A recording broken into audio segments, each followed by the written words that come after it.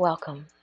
You are listening to the Suspense Files, covering the who, what, when, where, why in urban crime on the Sista Speak show. I am your host, Sista Speak. The Sista Speak show, where contemporary meets vision, sound, and action. A talk show for great minds that create, inspire, impact, and evolve. Sista, spiritual inspiration shared through the arts. Sista, spiritual inspiration shared through Ayana, but you better call me Sista Speak. Welcome to my first time listeners and welcome back to my faithful listeners. The Sista Speak show is rated R for strong language, thoughts, and ideas. I'm recording from Dallas, Texas. It is 7 minutes after 12 a.m. It's that late night, early morning grind, that studio session, and I'm here for you.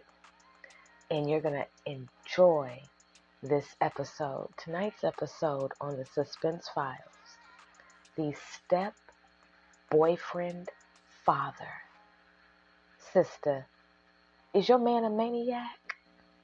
And paternity test nightmares. We're going to get into it. To my first time listeners, and actually to everybody listening, but you already know the drill. Well, I want to say drill. You already know the routine.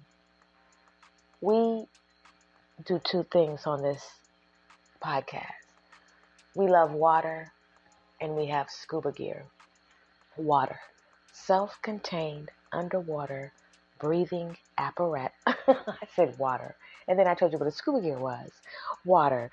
Because it is vital for every part of your body. There's no way, shape, or form that you will be able to combat the wiles of the enemy dehydrated.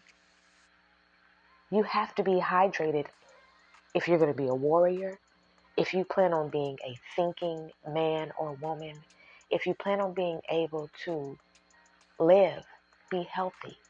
It is imperative that that is a part of your daily routine. It should be a lifestyle, okay? Scuba gear, as I just said, self-contained underwater breathing apparatus, because we dive deep on the Sista Speak show. We have conversations that require you to think, and we have a good time on the show.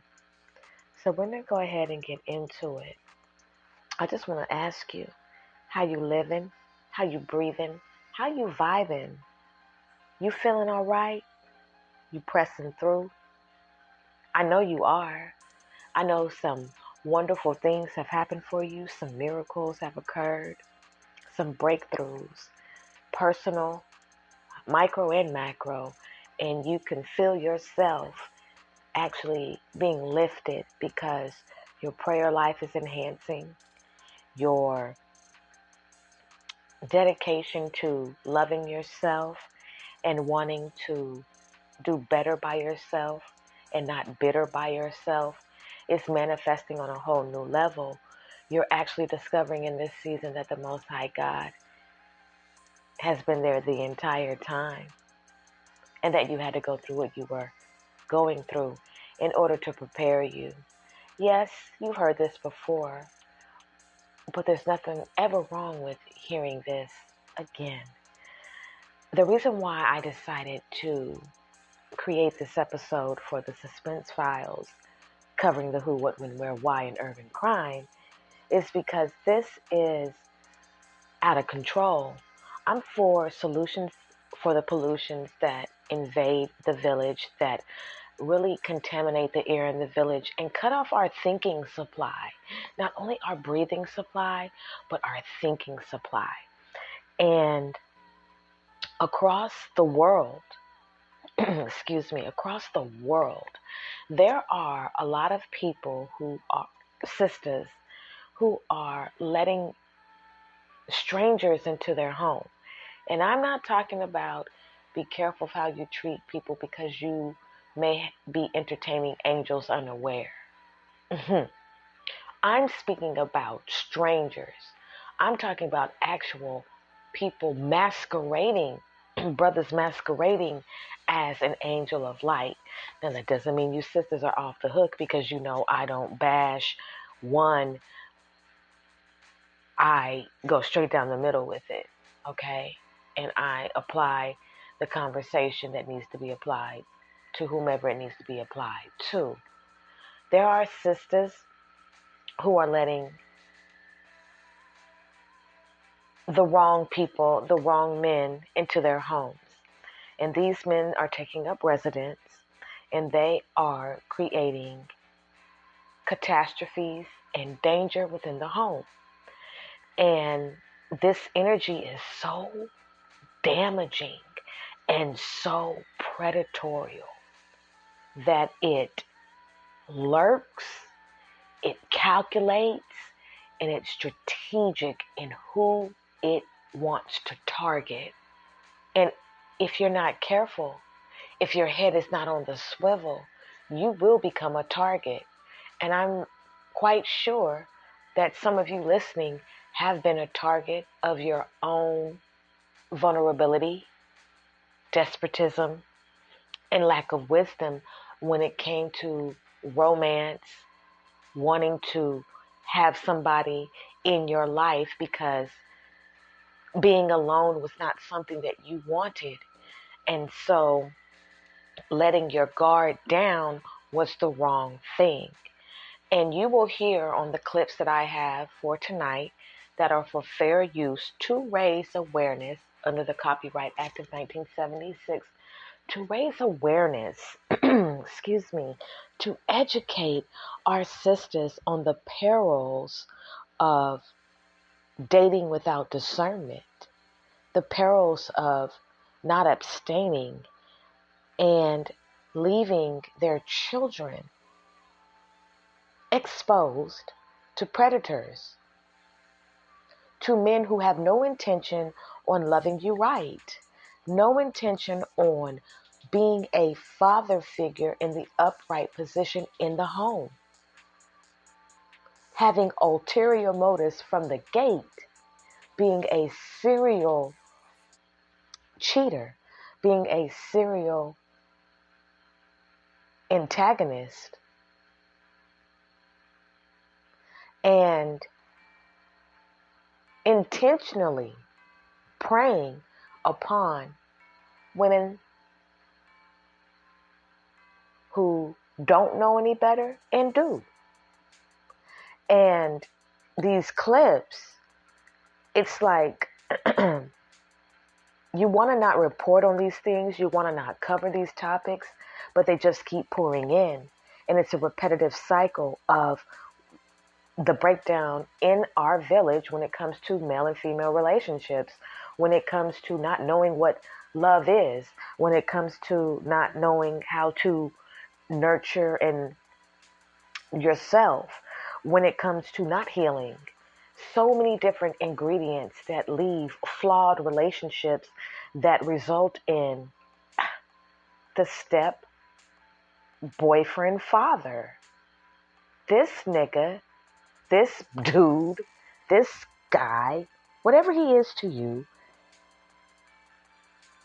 is not fit for a leadership role at this time. And is not looking for it in the way that you're expecting him to exude it. And you cannot force someone to lead who does not have any direction. And when you don't have direction, where are you going? That is a nomad wandering around, a vagabond, just here wandering around with no compass to show this is the way to go. Or knowing that there is a compass, but choosing to not use it because this is comfortable. The fuck shit, the fuck boyness, the bitch assness, the domestic violence, the the Ricky romance, the breadcrumbing. This is comfortable. The disappearing, the ghosting, the gaslighting, all of that. This is comfortable, and expecting a change in him because you let him move in, it's the wrong move. You know, you think you're stepping in the name of love, but you're really stepping in the name of hate, in the name of murder, in the name of domestic violence, in the name of child abuse. Because these step-boyfriend fathers, these particular men, have no restraint when it comes to violating the privacy of your children and trying to sexualize them with their perversion. And there has to be continuous exposing of these women and these men, these sisters and these brothers in the village who are trying to microwave a family, trying to chichia pet a family, trying to make something be which was never meant to be. And I don't care what anybody says. When it comes to sex, our people are some of the most uneducated when it comes to that.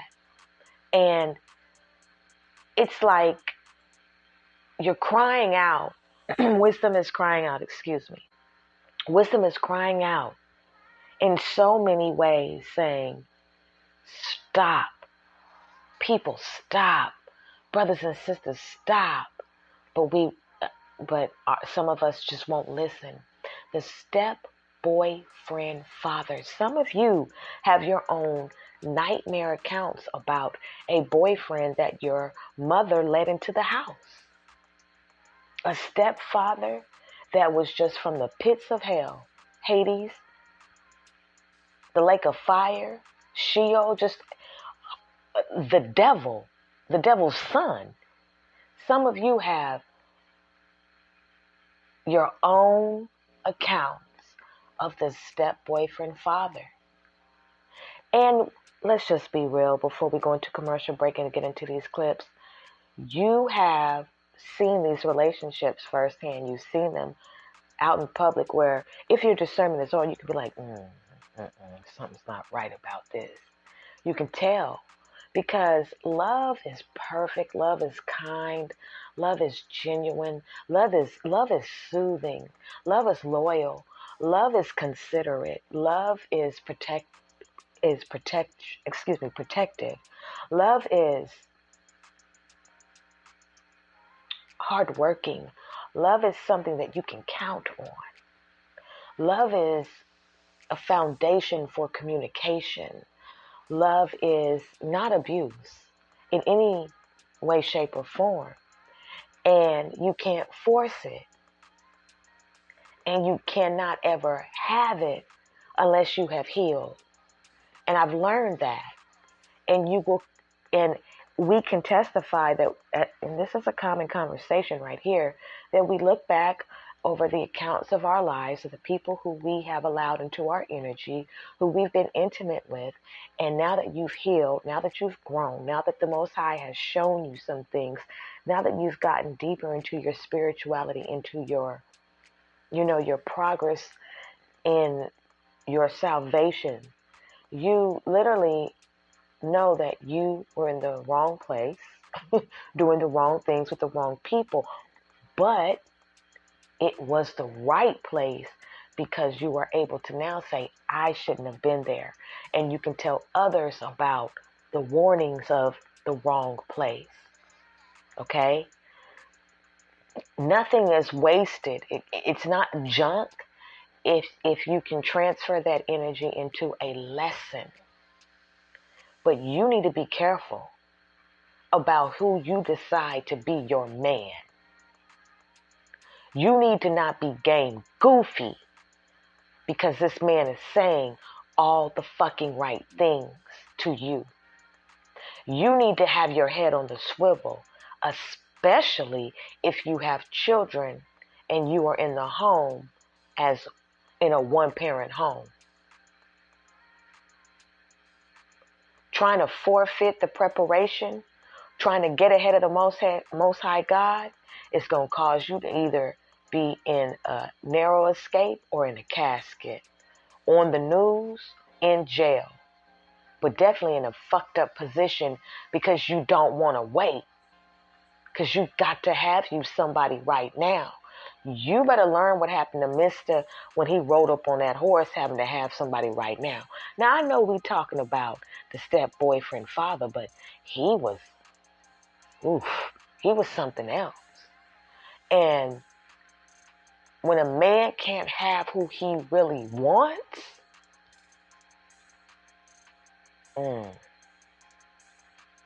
you know, we spend a lot of times talking about the emotions of the woman, but what about the emotions of the man and his coping mechanisms and how he processes the same things that you as a sister go through in life when it comes to this thing of relationships and just other things? The step-boyfriend father doesn't give a fuck about your rules. You don't even have any. He's going to do what he wants, when he wants. He's going to eat all the snacks. He's going to run up the bills. And he ain't paying for shit. Why? Because you brought him in the house. And then you thought that you could build a husband. You thought you could build a man. You thought you could change him. I'm going to say this over and over again. I don't give a fuck how many pole dancing classes you take. I don't care how wet you get. I don't care how many positions you can do. I don't care how many pieces of lingerie that you have. I don't care how nasty you can get in the bedroom. That shit don't matter. That shit don't matter. That's a temporary thing. And that's going to probably be the nicest he ever is to you. And he probably is choking the shit out of you anyway in the bedroom. It ain't love. This nigga is treating you like whatever he wants to. Why? Because you're open. You're vulnerable. You're desperate. And you don't give a fuck about your house, and he can see that. Why? Because you let a nigga like that in. He knows he ain't shit. He knows he's with the shit. He knows he's Satan's son. But he's good at what he does for about 3 months. And then that mask falls off, or even 3 weeks. But he's just going to do what he can take just long enough to get your car keys and get up in your house. Yeah. He'll be the step-boyfriend father. Sure. Why not? Like you said when you were pillow talking. You ain't never had your daddy. And you don't want your kids not to have a father figure or their daddy. You were open because you felt that you could be open after that intimacy. And he was listening. But he wasn't listening to love. He was listening to lure. He was listening to break you even further down than where you already are. He was going to use that void to be the villain. The step-boyfriend father.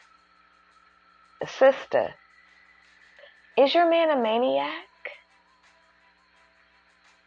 Paternity test nightmares on the Suspense Files, covering the who, what, when, where, why in urban crime. I'm Sista Speak. You know the vibes.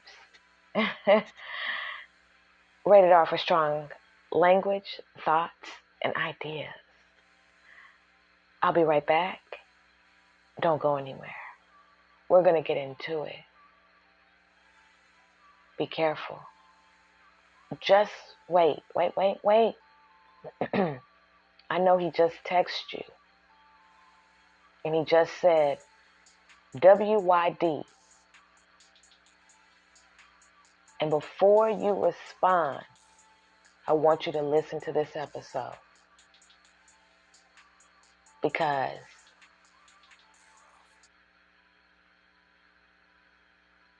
that text message could lead you into danger. Just wait. Don't press send. I know. You had already made plans and he's getting ready to pull up.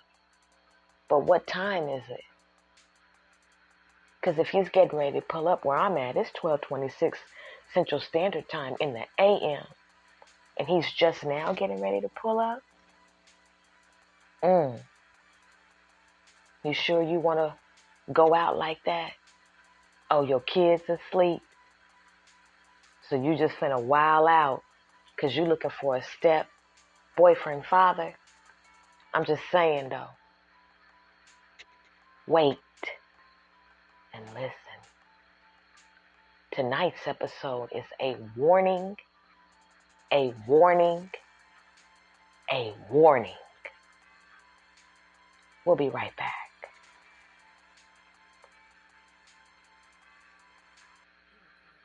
To the step-boyfriend father, the relationship from hell. Sista, is your man a maniac?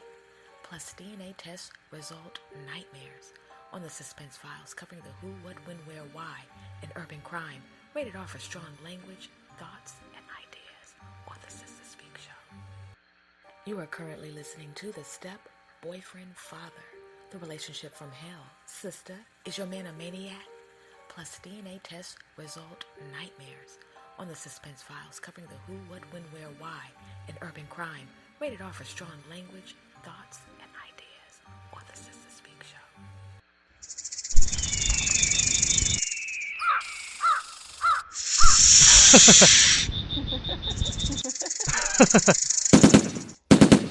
You were already warned that she was sleeping with the ops, and you're still gonna go over there and lay your head on her pillow.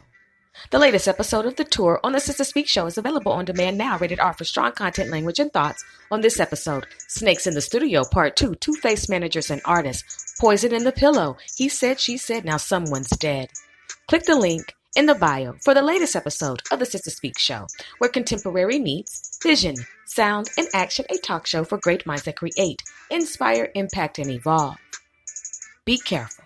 Rated R for strong content, language, and thoughts.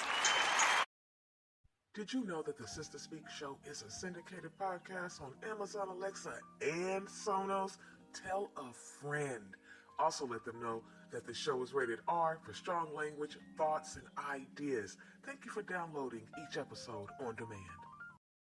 New to the Sista Speak Show, the suspense files, crimes of passion, mystery, obsession, deadly relationships. For mature audiences only. Wednesdays live at 7 p.m. Central Standard Time. Episodes also available on demand on the Sista Speak Show, a syndicated podcast on Amazon Alexa, where contemporary meets vision, sound, and action.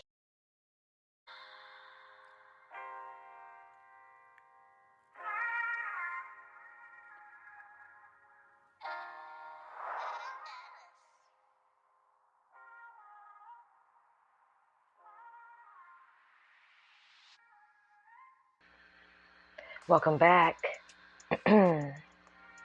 You are listening to the Suspense Files covering the who, what, when, where, why in urban crime. I'm your host, Sista Speak. The time is 12:33 Central Standard Time in the AM.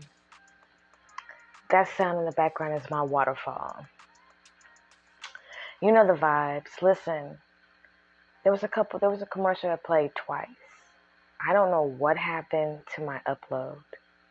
And then you heard the Suspense Files ad saying that live every Wednesday. No. That was a time when it was that. But anyway, we're going to figure out what happened with that production. But nevertheless, this is what we do. We keep it funky. We keep it real. We keep it popping. And we're going to go ahead and have this conversation. I want my sisters to be terrified.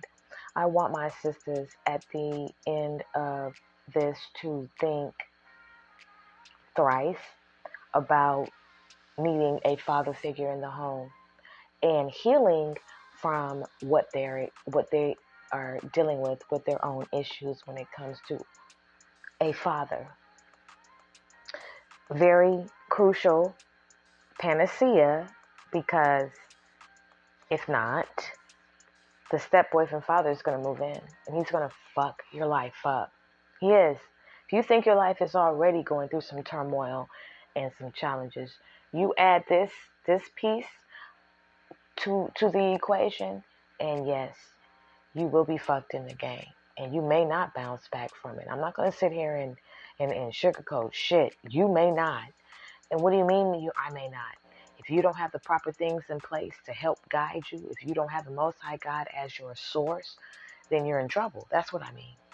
You can't be out here on these worshiping false gods thinking that a false god is going to be able to rescue you from a fucked up situation, because a doorknob is more useful than any false god. That's the word. You need to understand that you play a crucial part in what you allow. And there is a level of accountability that you have to take. You can't sit here and always point the finger at everybody else and not take accountability for, what am I doing to make this shit be so fucked off? Why am I attracting the same old bullshit? Am I a fly? What is it in me that keeps making this repetitive decision?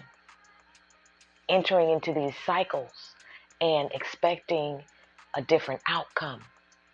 Why am I attracted to this specific type of danger, hurt, pain, relationship?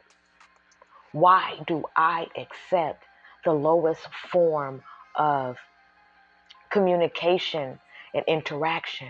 Why am I okay with that? Why am I okay with my man looking any old kind of way?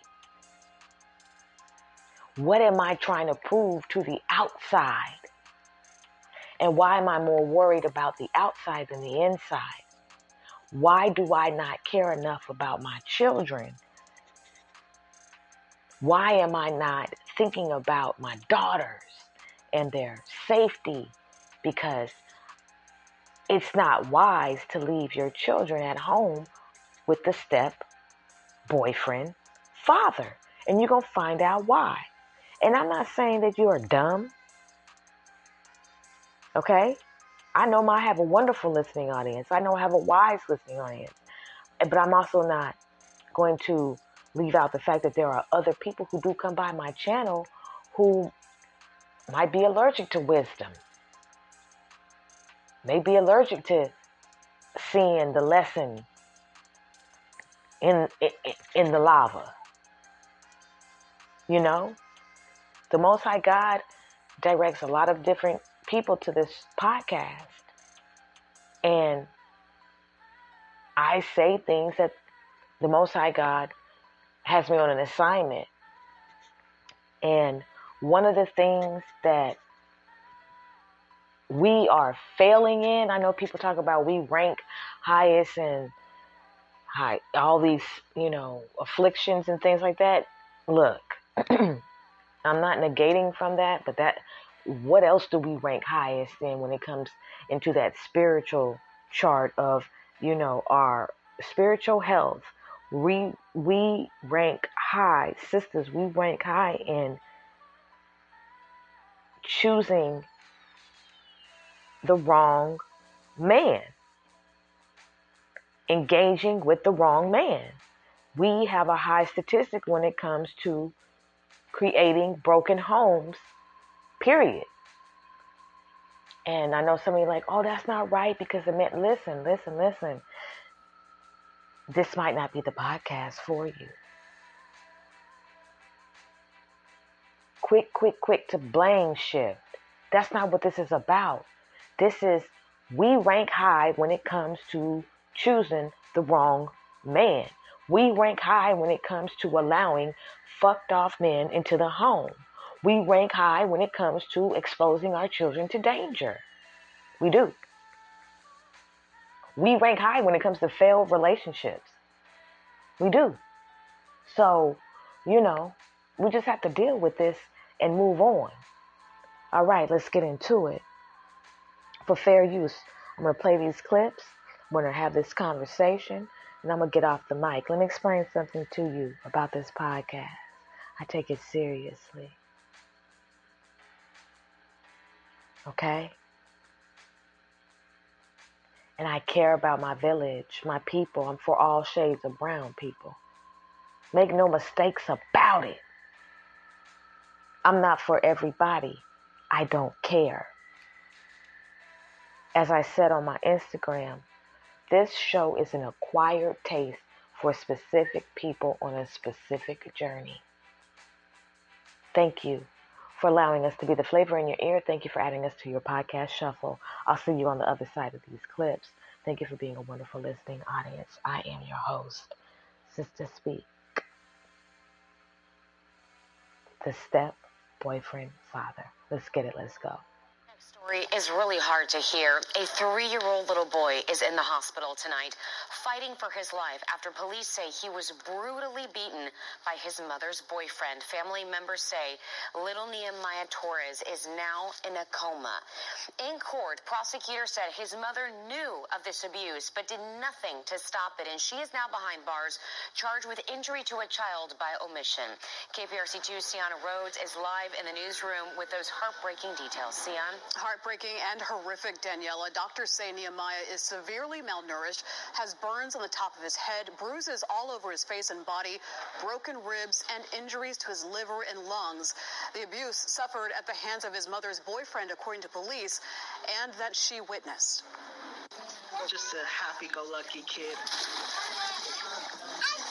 A once vibrant little boy A big smile and just a big heart and the best hugs. is now in a coma. How can someone do that to a 3-year-old? Emma Schieffer is little Nehemiah's great aunt. She found out Friday night he was taken by life flight to a hospital and visited him the next day. It was heartbreaking. I mean, it's just like you couldn't help but cry.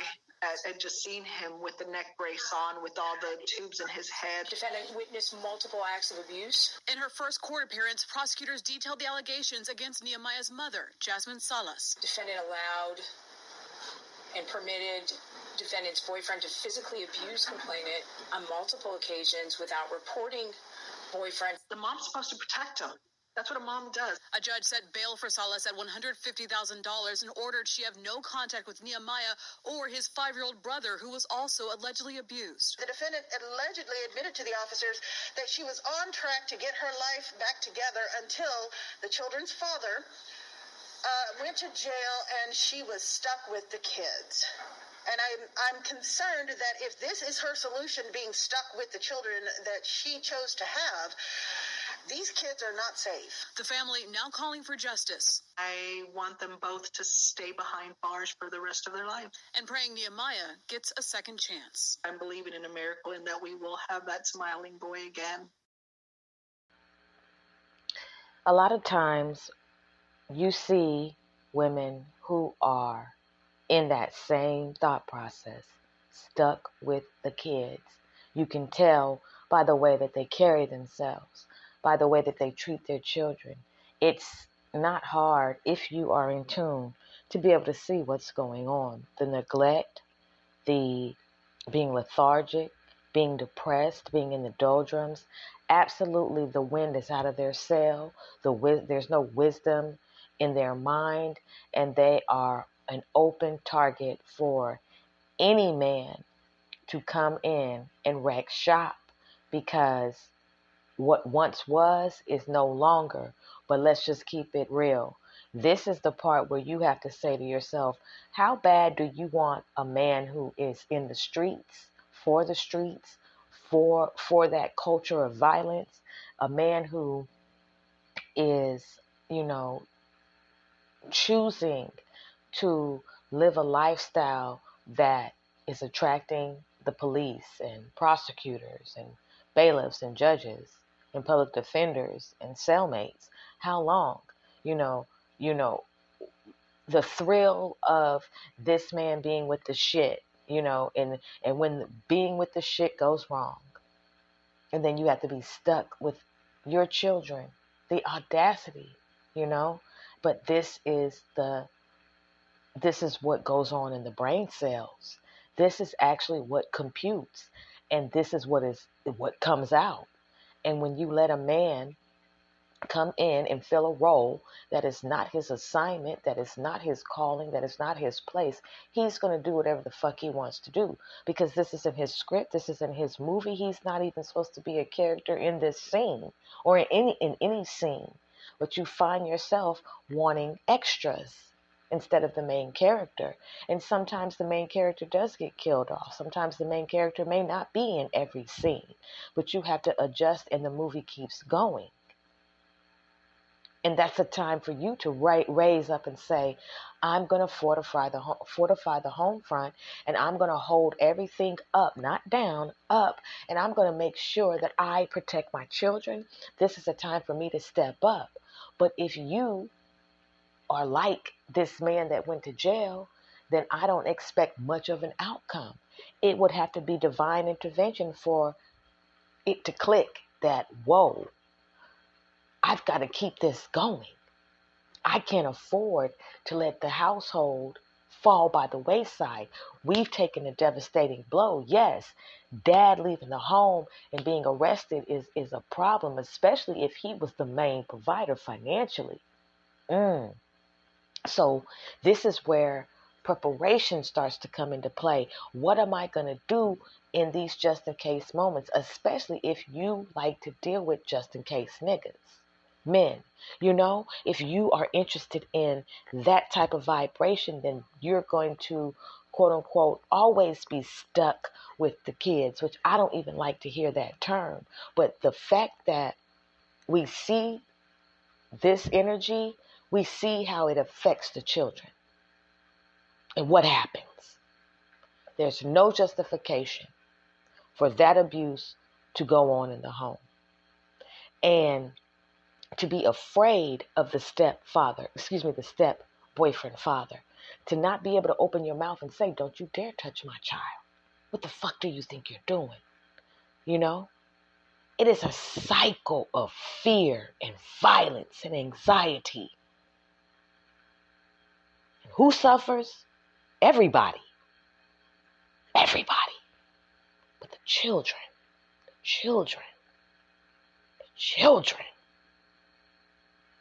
have to be witnesses to the fuck shit. Have to be victims of the step-boyfriend father.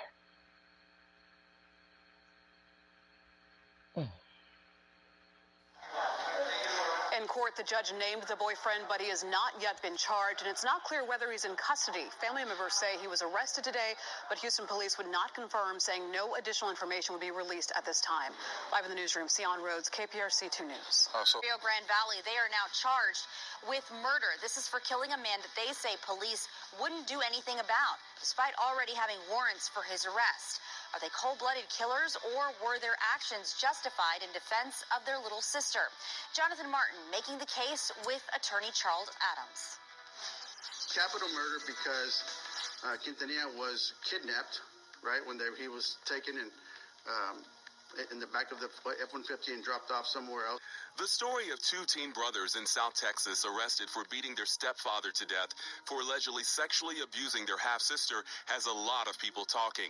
They were apparently so enraged at their stepfather, Gabriel Quintanilla, they, along with their friend, confronted him at a home, beat him before attacking him 2 more times at another location, reportedly with brass knuckles, then dumping his body in a field where he was found dead.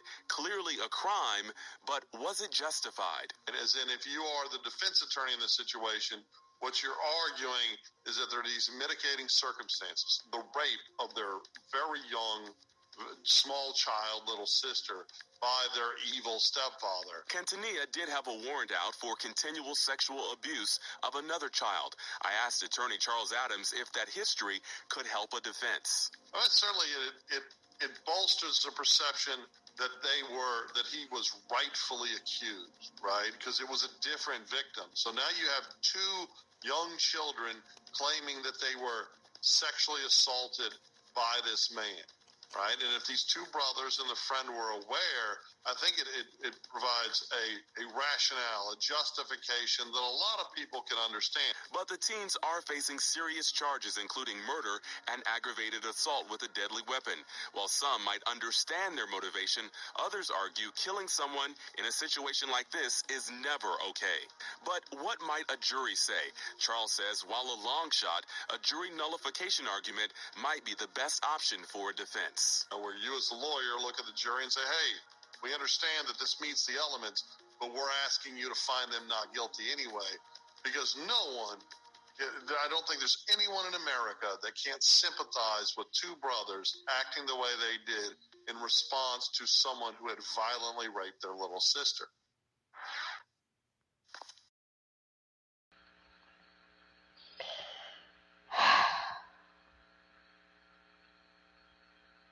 What would you do? What would you do? A lot of times we don't know what we would do until we're actually in that situation. We can throw out the hypotheticals. We can,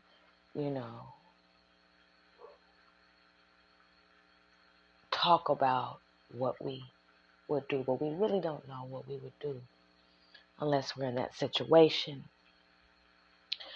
And this step-boyfriend father is a predator, a serial predator, a criminal history. He has a criminal history, warrants, and this is where it is imperative, if you care, if you're empathetic, if you actually care, if you're apathetic, you're going to let this type of fuck shit in your house. This is where you do the background check. When you care, when you actually have been paying attention to the climate that we're in, the way that people are moving, the level of violence that people will commit, the masquerading that people do just to be able to penetrate into your energy field, that background check, so you can see what you're dealing with. That is when you have your moral compass intact and you're actually, choosing safety over danger. And for this particular step-boyfriend father to come into the home, be sleeping with the mother, but only being attracted to the daughter.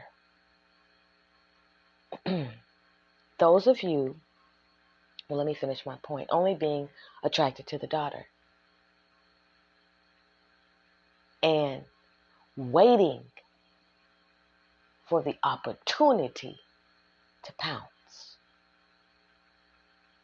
to stick his teeth into her, to violate her, to traumatize her, to assault her, calculating, waiting for the right moment, the wrong moment, to pounce, to use his weight, size,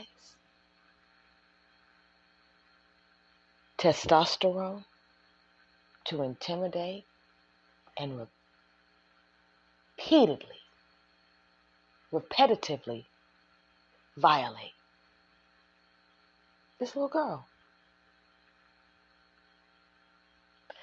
And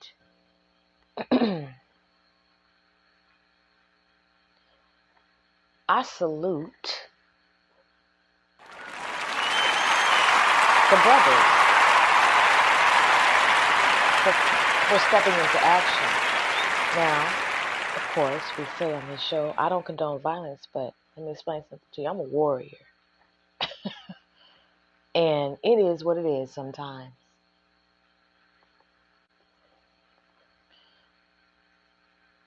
I gave them a round of applause because some of you, it was brought to your attention by your child, by a cousin, a niece, that they were touched and violated, and you did nothing about it. And some of you have made the victim feel like the villain and have protected the villain instead of doing what you need to do. These boys did what they needed to do. Enraged enough, knowing that this is wrong. They knew better than the stepfather, the step-boyfriend father.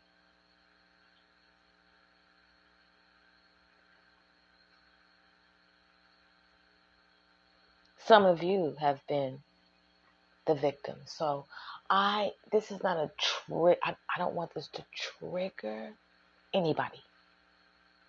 Some of you may have even been the victim of a step-boyfriend father. And I send healing your way. Okay? But let me explain something to you. Some of you got somebody in your home right now that you shouldn't have in your home. This nigga, this piece of shit, this demon has no business being in your bed. Has no business being in your home. Looking after the kids, watching the kids, bathing the children. None of that. He should never be left alone with your children. But you don't know how to get them out because you let them move in.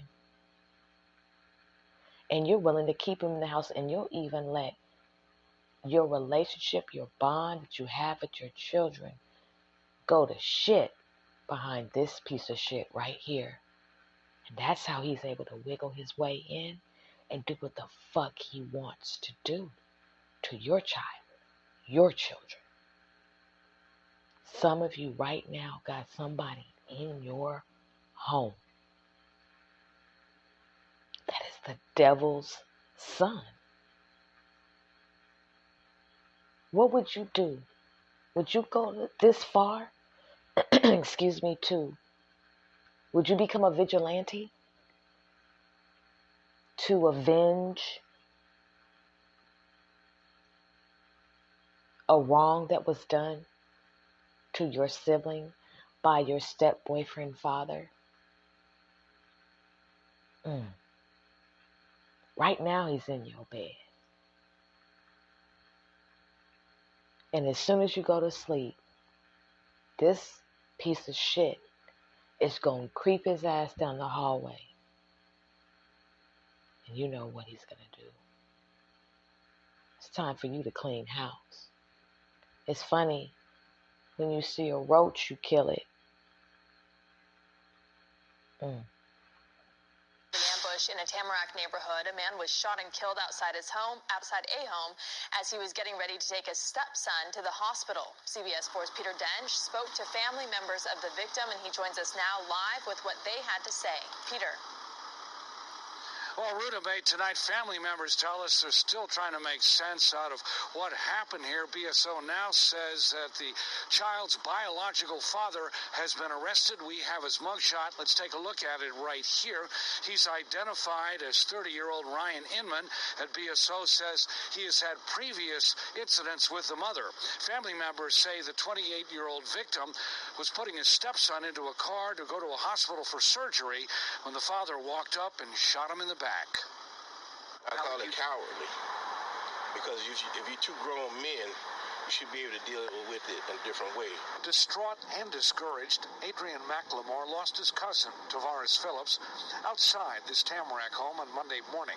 The victim was the nephew of Albert Phillips. I mean, the only thing I can tell you is that it's unfortunate that life got to end this way. It follows a weekend gathering for relatives. Senseless. And from what I understand, he was all together yesterday at a picnic. It happened outside the home where Phillips lived with his wife and stepson on Northwest 69th Court near West McNabb Road. Macklemore says family members received a group text about this tragedy. Phillips was headed to the hospital when he was shot. From what I understand, him and the father had disagreements. They'd taken the kid to get surgery this morning. From what we understand, the father came up behind him and shot him in the back. Macklemore says Phillips' stepson, who's about 6 years old, saw everything. From what I understand, the kid witnessed it. From what I heard, the kid witnessed it. Macklemore says Phillips had a promising future. I'm upset because the kid has come a long way. He's come a long way. He's trying to be a father. And he just recently was married. And it just don't make sense. We all have a bright future if you're still living, You have the opportunity to do whatever it is you want to do. Gun violence is out of control here in Broward County, in the state of Florida, period. Now, BSO says that Inman, the father, was arrested shortly after the shooting without incident in Pompano Beach. Investigators have not said what prompted the shooting, if it was in fact connected to problems that the father had had previously with the mother. Good news here, we're told the child is okay. We're live in Tamarack. Peter Dench, CBS 4 News. The man in custody has died from her injuries suffered in the attack. Fox News' Robin Murdoch joins us with the very latest. Robin? Good morning, Amy and Jay. This is certainly a very sad turn of events. We are now learning a third victim connected to the standoff situation that happened here in Harper Woods earlier this month has passed away from her injuries. Now, her son, as you mentioned, has been in police custody ever since, and he is expected to face a judge here in Harper Woods tomorrow afternoon. Now, we're, of course, talking about Jonathan Welch. Now, police are telling us that Welch ended up beating his ex-girlfriend as well as stepfather to death and then stabbed his own mother with a butcher's knife. Now, his mother, again, the latest to pass away from her injuries. She died over the weekend. Now, this all happened when police say Welch barricaded himself inside of his mother's house. He's also accused of shooting at police and setting that house on fire before giving up. Now, just 2 days before, Welch posted bond in a torture and sexual assault case involving his ex-girlfriend, and many people, they are very upset that he was released from jail in the first place. Take a listen.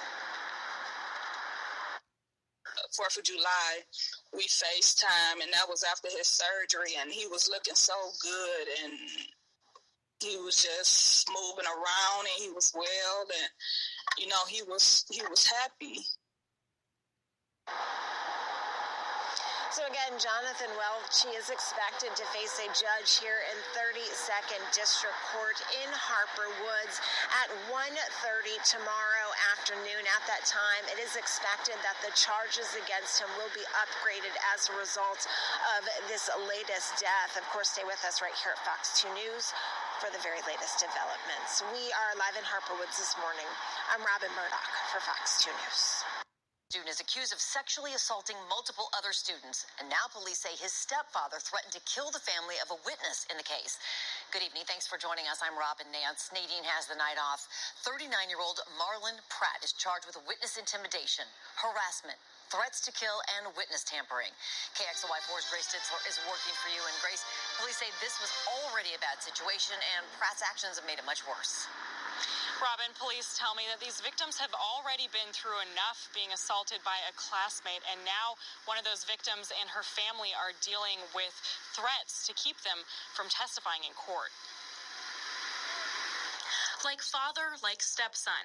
Less than a month after a Shadle Park High School student was charged with assaulting his classmates, his stepdad was just arrested for threatening one of the victims' families. Marlon Pratt's 17-year-old stepson was charged in March with 4 counts of indecent liberties, 6 counts of unlawful imprisonment, indecent exposure, and 4th-degree assault. Court documents say 3 girls came forward saying they were sexually assaulted by the student at school in the period of 2 days back in February. In all 3 cases, the 17-year-old allegedly grabbed the girls while they were in the hallways of Shadle, forcibly groped them, kissed them, and in one case exposed himself and tried to get the girl to perform a sex act. The case is moving through the judicial process.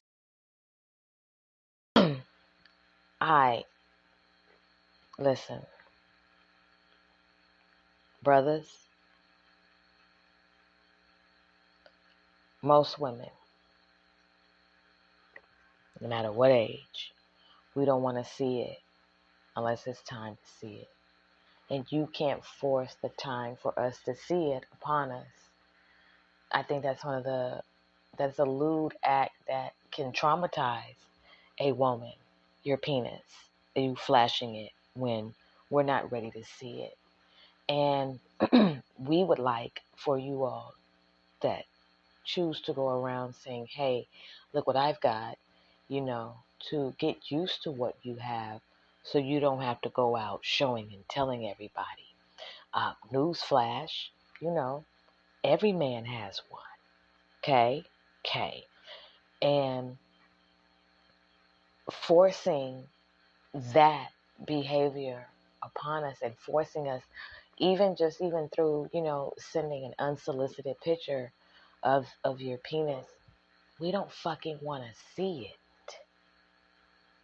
And it is cringy when I'm not in the mood, when women are not in the mood, and you force that upon us. It's too much. It's too much. And it definitely makes a woman not want to have anything to do with you, because all of the mystery is out the door at that point. And it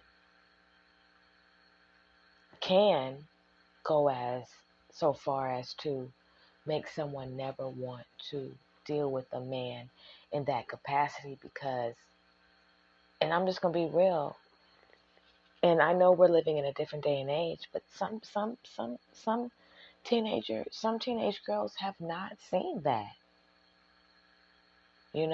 Not there are still some sheltered, teenagers. And so I can only imagine having someone force all of that sexual energy on them is too much. And you got to get down to what's really going on with this young man, because he's loose. And his stepfather is deranged. You're reinforcing the predatory behavior by trying to bring harm to the witness against your stepson's foul behavior that needs immediate attention. And it only could make me say, just thinking, that there has to be something the fuck wrong with the stepfather, even further, as to whereas you would go that length to protect your stepson. What the fuck is in your hard drive, in your call log, in your photo gallery, or in your everyday comings and goings that would make you extend such a service as that to protect your stepson? It's like, oh shit, I don't want my shit to get loose. Let me, it's like, and I don't find any of this to be funny, because I think the step-boyfriend father is dangerous. And we see that. You are witnessing through audio, listening to the dangers of such man, such demon, masquerading as an angel of light. We don't want to see it, brothers. I don't know what in your mind, who in your mind. It has to be some type. We know it's a demon that would make you think that we want you to unzip and present. It is disgusting. It's gross. And I know you do it to me. There will be consequences for that. But I'm going to say it like this. I give up, like I say before, I give off the energy where, you're going to think about it. But that doesn't mean people ain't going to try you either. There are just some people who are just deranged. So it doesn't matter how much of a warrior I am or how much energy I exude that says, hey, I'm not to be fucked with. There are some people who are out of their mind. And that's why you have to get law enforcement involved. Excuse me if there's any bumping. Y'all know. Hold on. You have to get law enforcement involved. You have to go the extra length to protect yourself.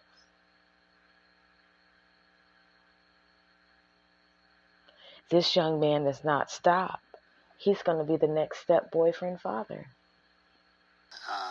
And during that process, some threats were made towards the witness and the parent of the witness. Now police say Pratt contacted one of the victim's mother and long-term boyfriend and threatened the family not to testify in the case. Court documents say Pratt then threatened to kill the mother and the boyfriend. I think they had no choice. They were so terrified that they were actually in desperation. It was getting that bad. Sergeant Mike McNabb says law enforcement takes threats like these very seriously. But at the very basics, we have a deep reverence for our victims' rights, and we want them to feel protected and safe through the judicial process. Make sure they feel like they can come to court and tell their side like they need to and feel safe in that process. And Sergeant McNabb says witness intimidation in general is a very serious issue because not only can it put these victims in harm's way, but sometimes it can jeopardize a case if the victims no longer want to come forward. Robin. All right, and Grace, another issue in this case is the 17-year-old has a history of being sexually inappropriate with students. When he went to Rogers High School back in 2014, has anything changed with those victims? Well, I talked to police about that today, and like we were just mentioning with witnesses sometimes not coming forward, they tried to reopen some of these Rogers cases, and again, these victims in those cases decided that they no longer wanted to participate. Reporting live at Shadle High School tonight, Grace Stitzler, KXLY 4 News. 501 now, in a developing story today. A man's facing a murder charge after deputies say his daughter died after a chase in northwest Harris County. And our Kathy Hernandez is joining us live outside of the Harris County Jail with what we are learning about that father's criminal history. Kathy.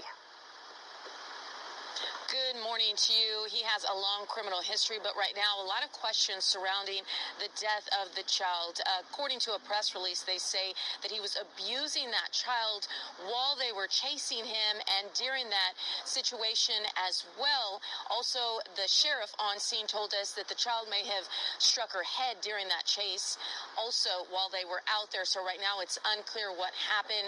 That child was injured in that chase. This is a picture of that father, 25-year-old DeAndre Flanagan. He's been charged with murder in the death of his daughter. He has a criminal history dating back to 2017.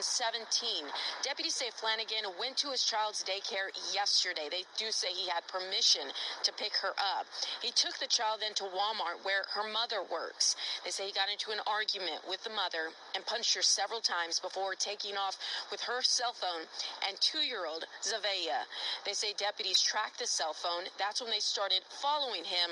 They say Flanagan then led them on a chase and stopped on Stubner Airline North near 1960 and barricaded himself and the girl in the car for hours. Deputies say he was abusing the child while they were in the car. They also believe she may have hit her head during the chase. Paramedics then flew her to the hospital where she died.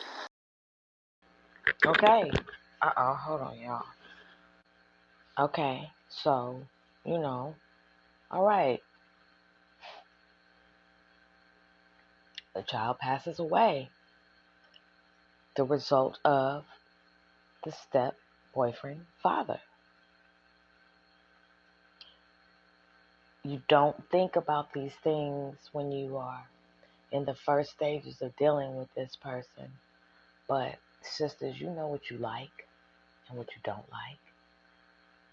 You know if it's good or if it's bad.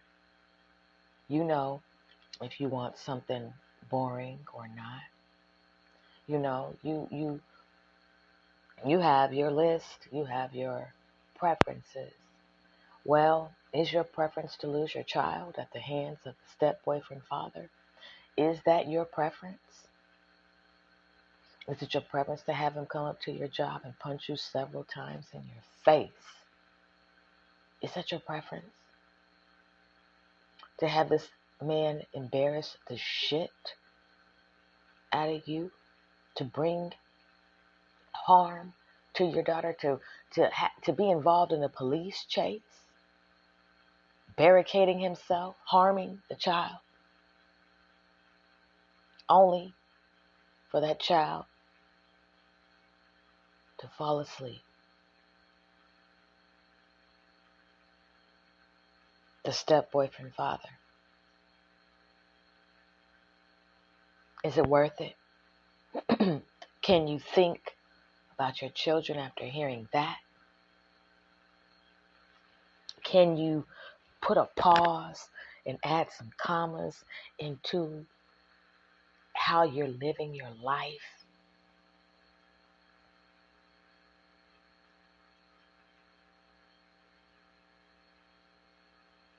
I mean,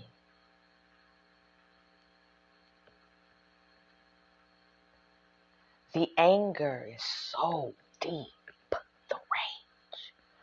The rage, the brokenness, the demons.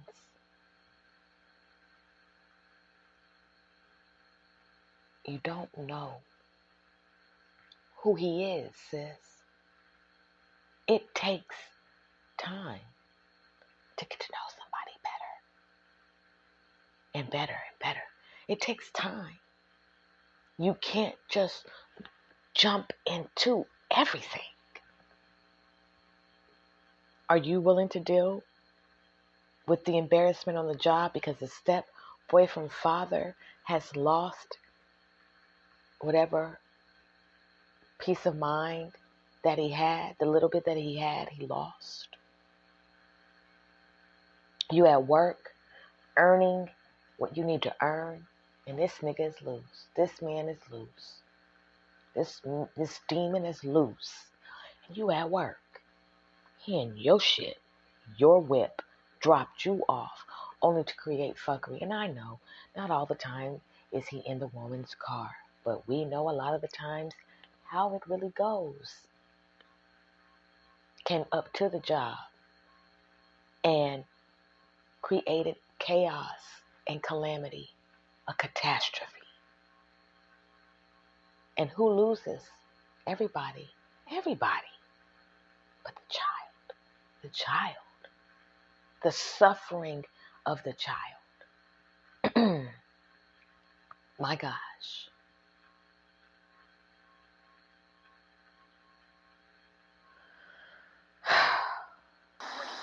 He confronted the mother of the child and began making threats, asking for her phone, her passcode, with child in hand, and basically threatening to hurt the child. Flanagan was charged with evading arrest nearly 6 years ago. In 2018, he was charged with assault. The closest thing to you. Whatever you love the most, they will destroy. They will destroy whatever you love the most.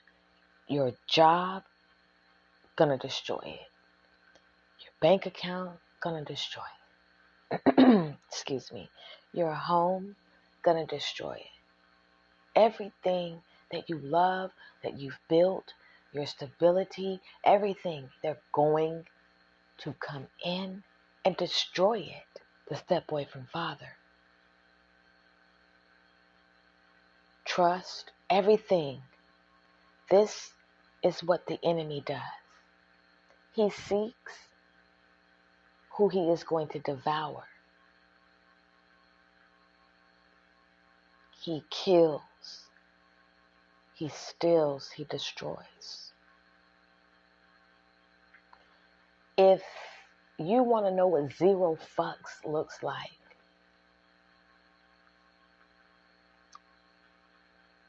find out about the devil. And his sons and daughters have the same attitude. They don't care. A warpath. And you let them in. Into your world, into your vagina, into your everything.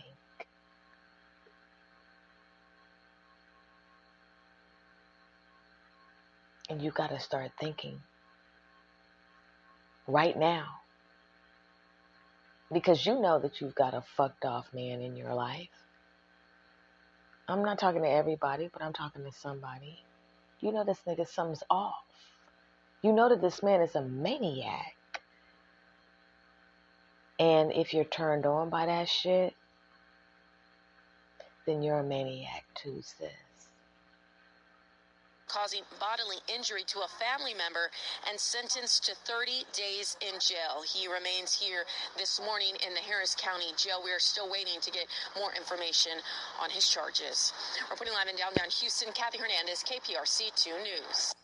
The defendant is guilty of lewd and lascivious molestation as charged. The defendant is guilty of sexual battery.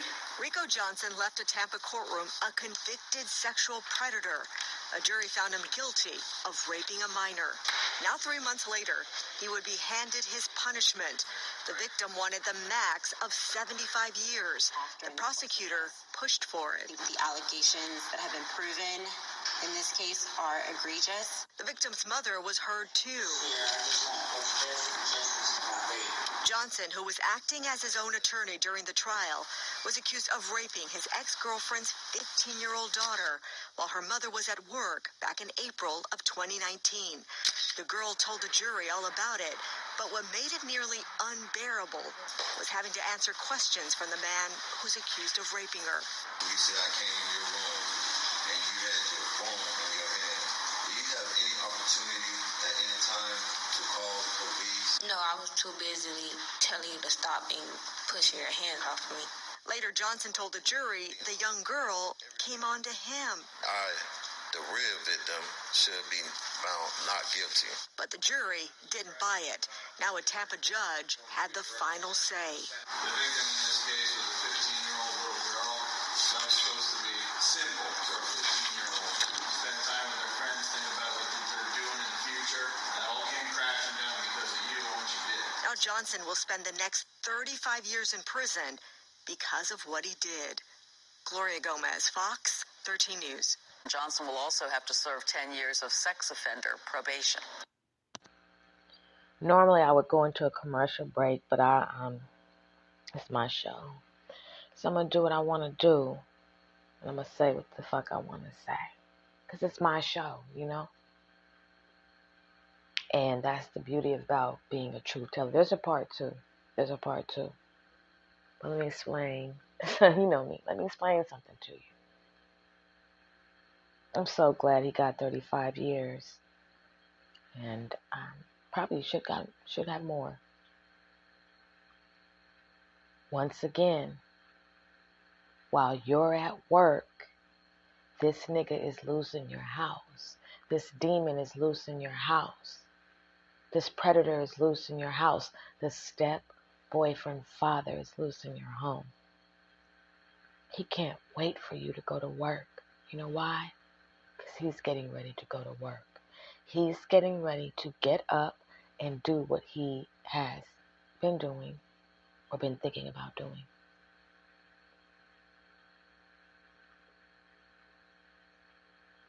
This man was his own lawyer. We know that didn't work out too well for him now, did it? Went into her room and began to try her.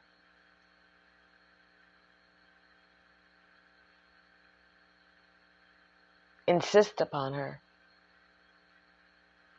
Touch her. You're laying with her mama, but that's not enough. You feel like you got to have everybody. There is a demon loose in these men, okay? Call it what it is. These men are demonically possessed and they're evil. Call it what it is.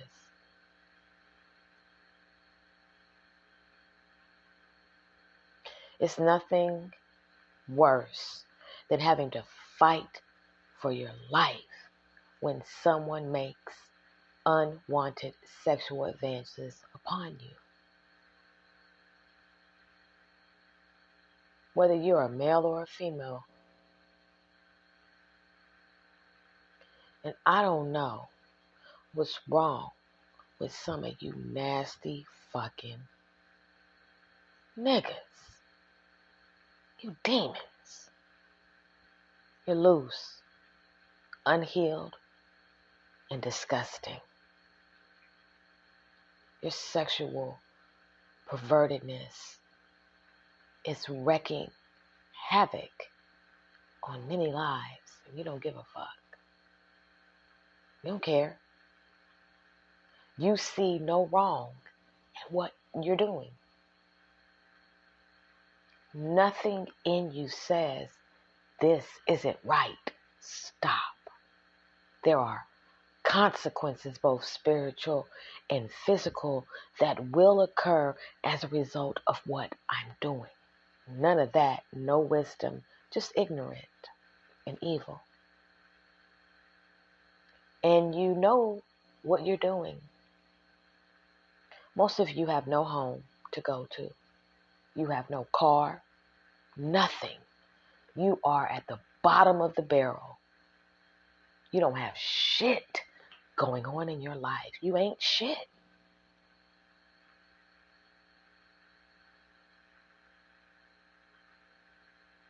Not worth being a father, boyfriend, none of that shit. Just a sorry ass piece of shit. But for some reason, our sisters, some, like sorry ass pieces of shit. They specialize in picking them out, bringing them home and trying to nurse them back to health. And you sisters are just as batshit crazy. Because look at what you attracted. Now, not everybody is batshit crazy. That's why I said some.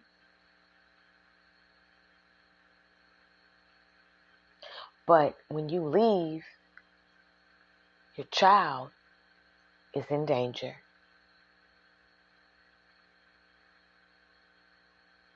This man was a big man. This was a little girl. As far as, excuse me for coughing in y'all ear. A little girl in stature. I can only imagine. I've been in a situation where I had somebody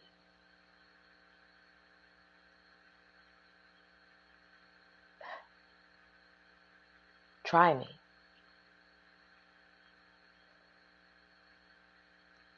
And I was young.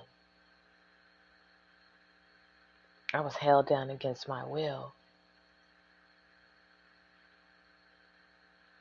And I couldn't do anything about it.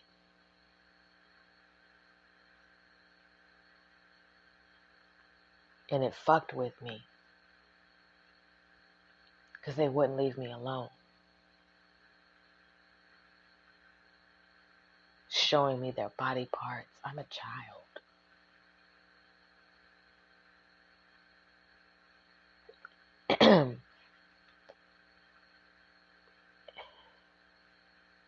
It's a different vibe once you've been touched. Once somebody makes a sexual advance on you that you don't want. And our children are not protected the way that they should be. Let's just be real. They're not. And when they speak out, as we know, sometimes they're not believed. Which is why this continues to happen. The step-boyfriend father continues to get away with it because you're more in love with him than your own child. The idea of having to put this man out, you can't bear it. You don't want to be by yourself. So you would rather believe a lie instead of the truth. And you will sever the relationship between you and your child for a long time because of the step-boyfriend father. I don't know how you feel about it, but I don't want a man that wants my child.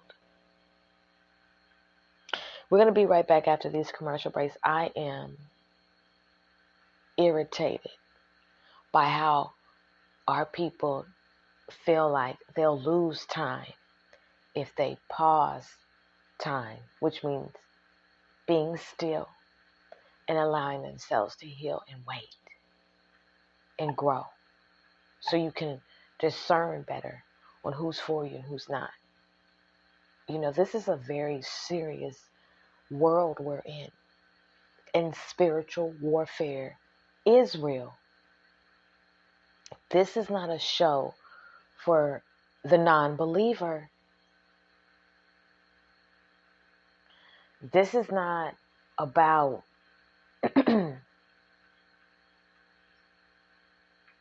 ignoring any flags. This is about when you go to work, your children are in danger. That's what this is about. This is about your step-boyfriend father. This is about you being desperate, you being vulnerable, you being in a low vibration, and you being under attack. Our village is under attack. We are so far removed from healing. We are so far removed from wisdom. We are so far removed from the Most High God, and this is why a lot of fuck shit happens to us, because we don't want to do right. We have gone astray from our Creator, and that's why we don't have bliss. That's why we don't have tranquility, harmony, peace, joy, laughter, contentment, healing, great communication, leadership, structure, solid foundation in our homes, in our lives. We have gone so far astray. We have wandered so far off into danger that we don't realize what's coming around the corner. We won't open our eyes and our ears to what's happening to us. We refuse to listen and learn. Plug into the word. Change. Take internal inventory and clean house. We just want to fuck. We just want to have a man. We want a relationship. We want a boo bae.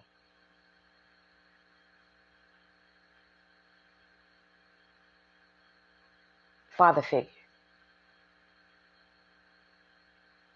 Well, one man won't do, another man will. Want to continue to repeat broken structure and broken thought processes and broken generations. That's what we want to do. Want to party and bullshit, twerk, drink, just fuck around and just do whatever. Live for the gram, live for Twitter, live for all these platforms and post and do these things, but not really do the work, which is going back to our Creator and getting right with our Creator. But because some of y'all may not believe, but because some of y'all may be out here worshiping all these fake gods and shit, it's going to be, you're nowhere near where you need to be. And that's why shit is off. There's no equilibrium. You tell me, is it right what you have listened to so far? Can't you justify any of what you heard? Or can you admit that we're fucked in the game? That our brothers and sisters have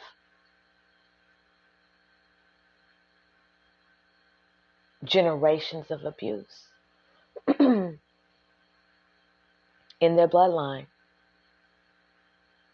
trauma, And as a result of trying to heal in all of the opposite directions instead of coming to the healer, we want to know why we can't progress. People don't want to hear this conversation. They don't want to have this talk. When you begin to speak about the Most High God and His Son, some people want to run and those people that want to run are the ones who worship false gods. You think the God that you serve is higher than the Most High God. But as I aforementioned in the beginning, a doorknob is more useful than your false idols, false gods, false religions. And I stand on that. I don't care what anybody thinks. I stand on that because that's the truth.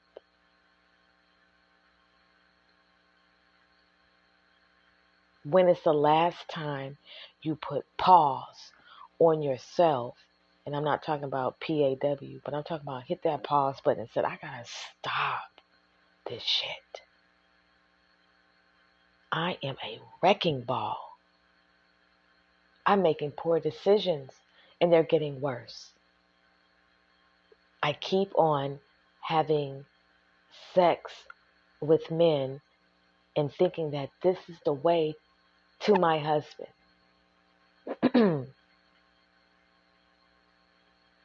We're off. We've walked away from our Creator, and we expect to have all of the rewards when we are rebellious.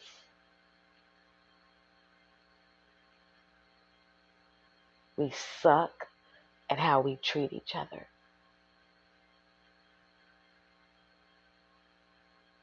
This step-boyfriend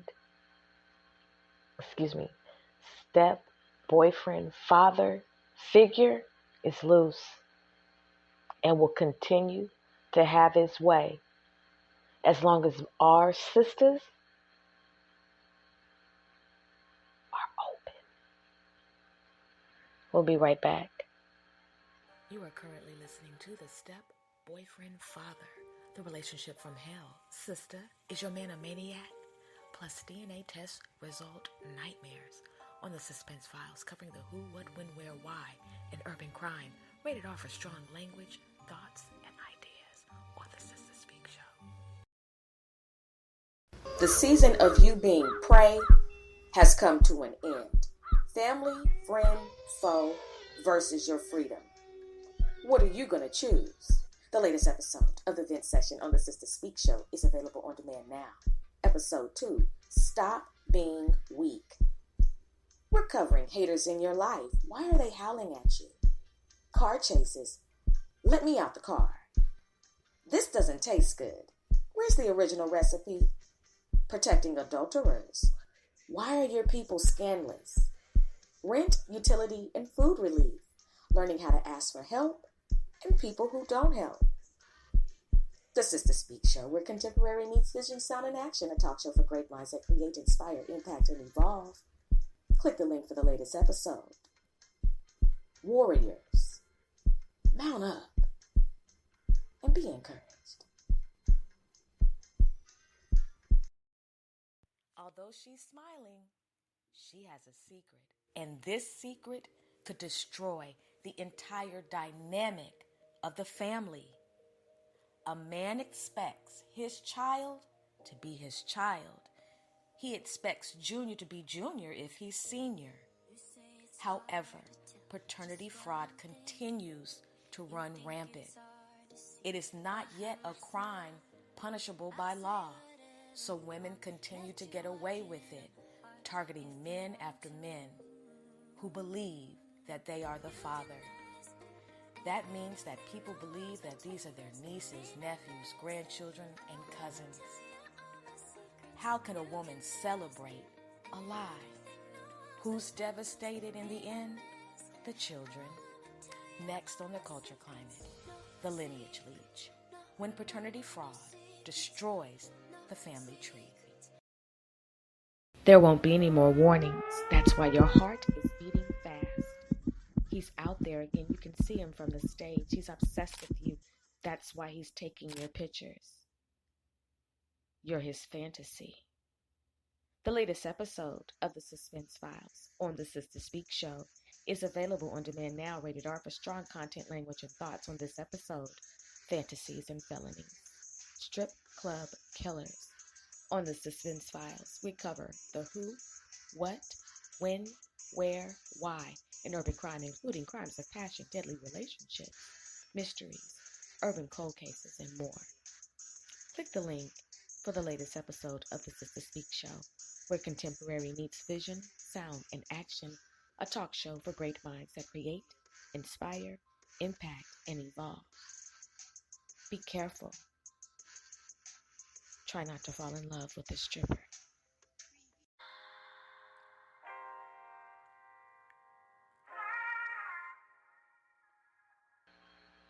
Welcome back. You are listening to the Suspense Files, covering the who, what, when, where, why in urban crime. I'm your host, Sista Speak. I have a part 2 that I'm going to play for you all. I'm really irritated by how the enemy really knows how to destroy, and the wisdom that I have now, I put myself in danger in some situations as well, and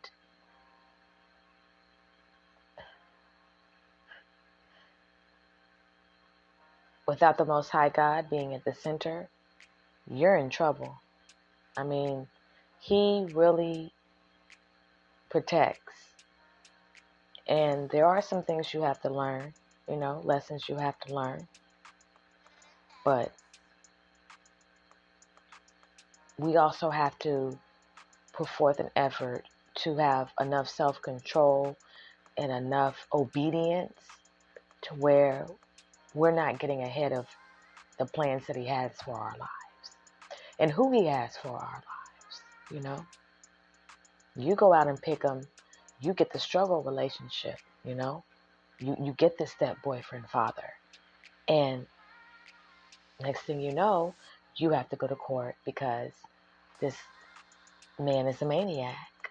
Sister, is the man you're with right now a maniac? A psychopath? Is he? You need to pay attention to these things. There's another part where I wanted to dive into the paternity test nightmares. And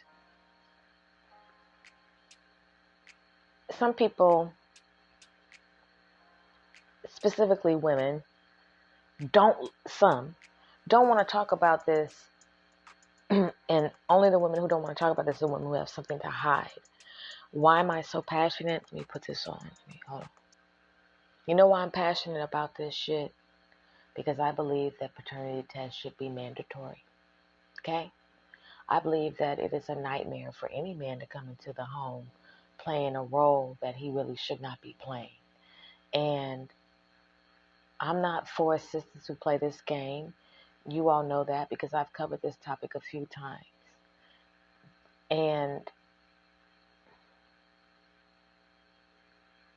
I hate the fact that our village does not play fair when it comes to therapy and healing for men. Sista Speak, we were just talking about the step-boyfriend father. Wait a minute, now you're talking about healing for men. Yeah, it's my show. When you don't provide an outlet for men to heal, for men to express, for men to make a decision for themselves when it comes to being a father, and when you restrict him, when you obligate him, when you don't have any type of legislation intact to say that we care about the nucleus of the family, and we're not just leaning towards the mother, we're not just leaning towards the father, we are leaning towards what's right. We are only focused on what's right. And in my world, I believe that it would be ideal where we consider all parties, the mother, the father, and the children, that it's a healthy balance, because these parties are going to need to maintain that healthy balance, right? It can't just be that legislation is only structured for children, only structured for the mothers, or only structured for the fathers. It won't work. That's what you call dividing. That's what you call breaking down the family structure. And the worst thing, one of the worst things a woman can do is lie about the paternity of a child. I mean, what's wrong with saying that? I was exposed to it, I never knew that this was something a woman could do. I became aware of it when, I believe the first time I heard about it was with Arnold Schwarzenegger, when he had a child by the maid, I believe.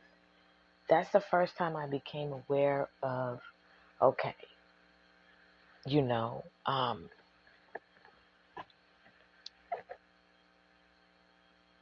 scandals, paternity scandals and secrets, right? And then Maury, just refreshing, because I have first-time listeners. For those of you who have been listening for a long time, you already know what the vibe is. But let me just get my first-time listeners acquainted with my passion and why I advocate for paternal rights and advocate against paternity fraud. And once Maury came on the scene and we started seeing, women just,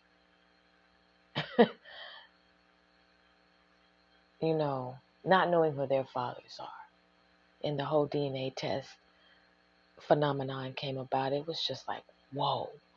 It makes you think like, damn, how do you not know who your children's father is?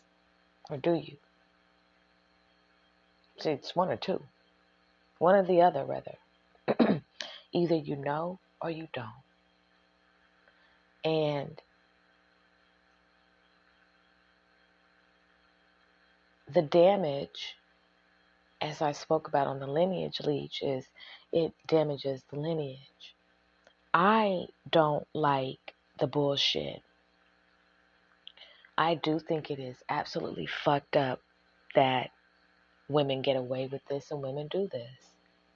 I also think it's fucked up that men stay after finding out.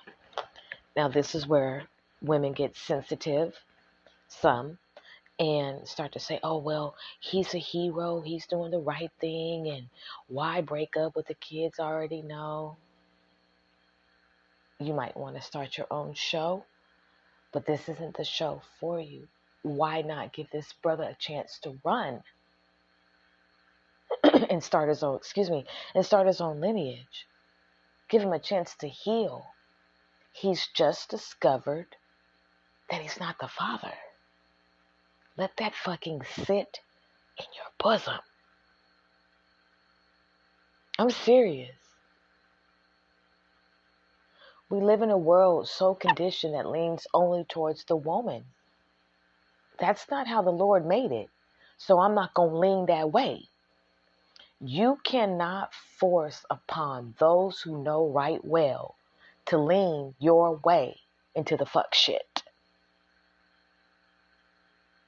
We have been given clear instructions from our Father on how we are to behave.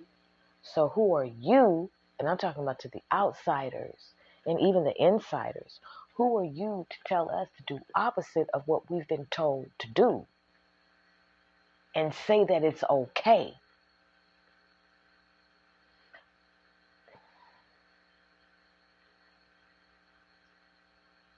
A man finding out that he is not the father is fucked off in the game.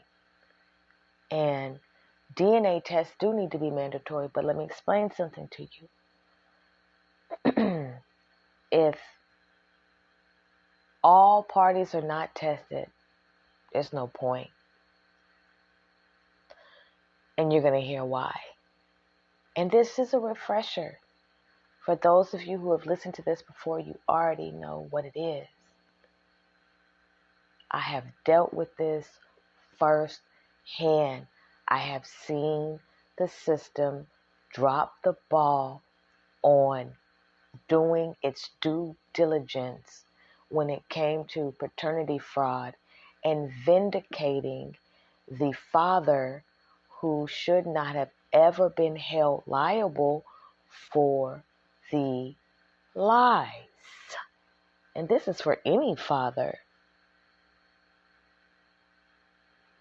A father is in trouble when he signs that birth certificate if he is not the father later on in life. The legal obligation is there, and that's wrong.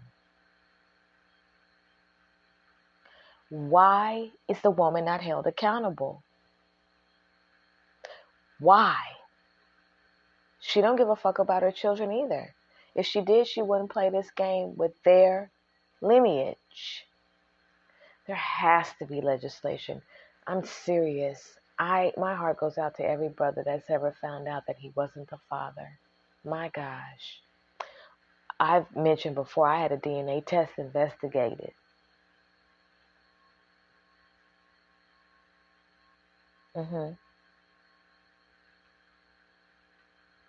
Yep. Sure did. For 45 days it was investigated. And my findings were true.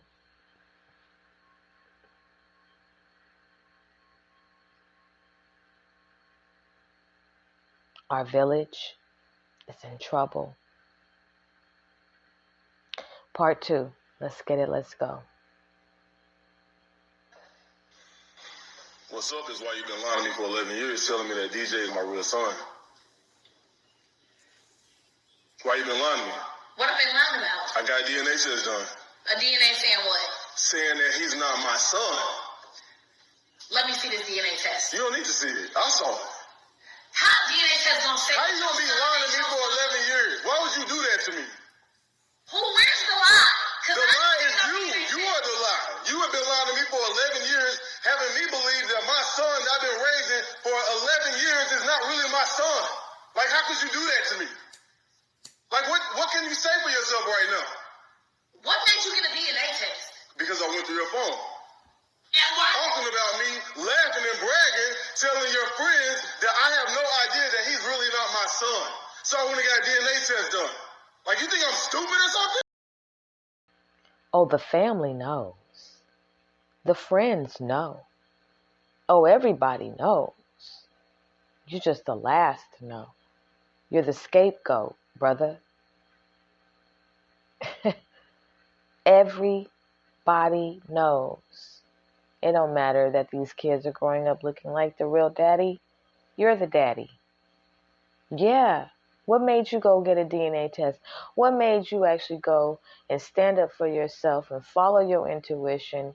And what made you actually want to have your own lineage be true? What made you want to actually look into your child's eyes and see a reflection of yourself? How dare you want that? How dare you be smart enough and expose me and break up our unhappy, manipulated, deceptive situationship? How dare you? How dare you be wise? How dare you? How dare you want to do right for yourself and think about yourself?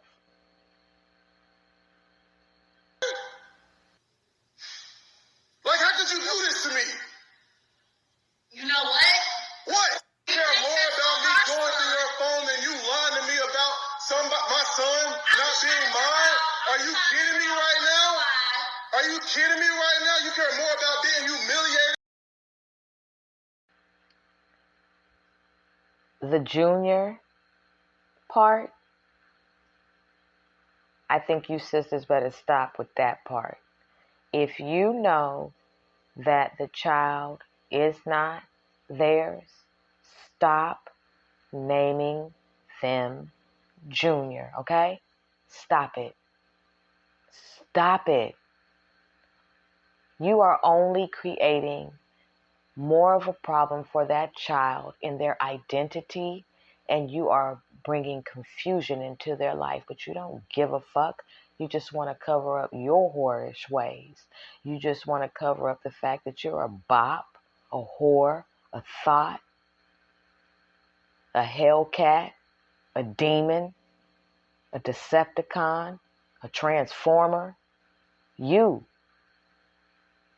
don't give a fuck. Stop naming your kids Junior if they ain't Junior. Real shit, nigga. Okay, sorry. Yeah, real shit. Real shit. Real shit. And me finding out that our son is not really my son and that he has a different father. I sure have, because I thought he was my son. Because you've been lying to me this whole time. What are you talking about? Does it matter? It does matter. Are you? Does it matter? Government, you created this. You created this shit. Feminism, independence, I don't need a man, fuck a nigga, all this music, all this bullshit, all of this trash that's all in the energy, all of this. There's a whole bunch of ingredients that created this demon to say, does it matter? You know why? Because they keep getting away with it. There's no punishment. You brothers still stay after going through all of this shit. You talk about it, you see it, you get mad, you finally take the DNA test, you find out the child is not yours, and you still stay. Why?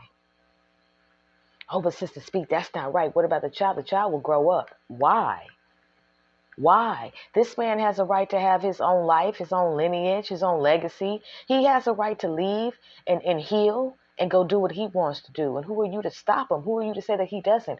Who are you to say that the right thing is to stay? No, the right thing is to go. He's been in a situation for over a decade where he's been lied to, and you think he should just continue to live in the house of lies? Who's your father? Because the father of lies would suggest that.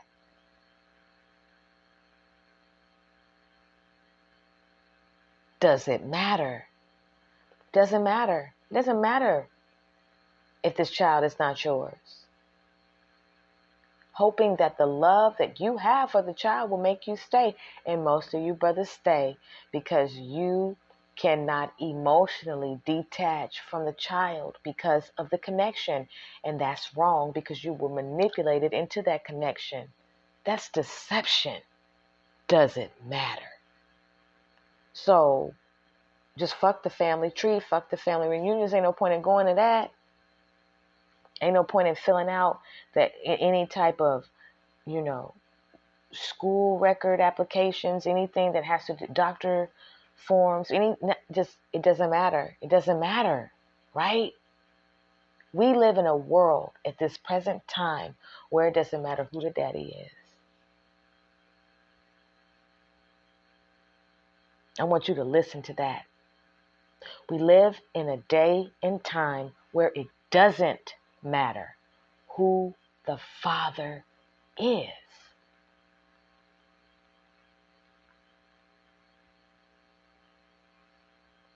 Do the right thing and stay. We live in a world where women our sisters, some of our sisters are bold enough to say, I don't give a fuck, nigga. It don't matter. You the daddy because you the one taking care of them. We've got to stop this. The lies that some, excuse me, y'all. Sorry about that. There's a group of sisters out here that are loose, they're wild, and they're dangerous, and they have a philosophy that they are teaching other women to abide by, and our brothers are not being respected, and they were created first. Let's get this in the way. The men were created first, sis. Who are you to think that you came first? You're out of order. And you've been out of order. Our sisters are out of order. You're out of order. You're trying to run shit. You're trying to be the head of shit.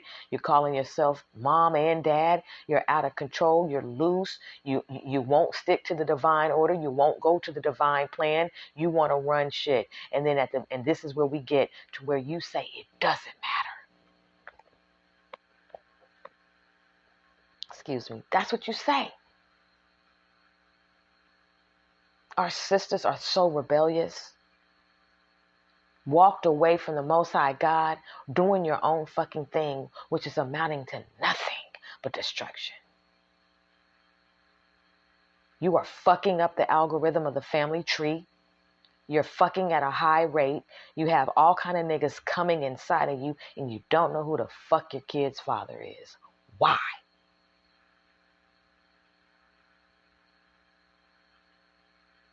Why don't you? You know why? Because you're loose. You're being a whore. You won't keep your legs closed. That's why.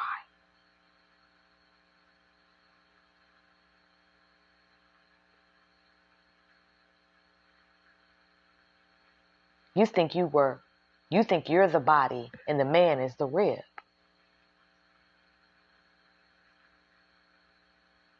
Somewhere along this journey in life, some of our sisters really think that they're the body and that the man is the rib. We're already having to deal with the residuals of Eve's rebelliousness and the curse that the Most High God gave women as a result of their rebelliousness.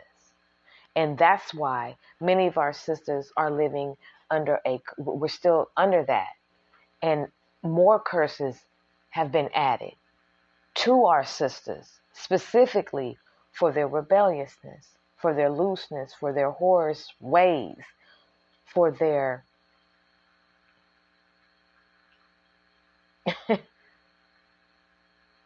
for the witchcraft.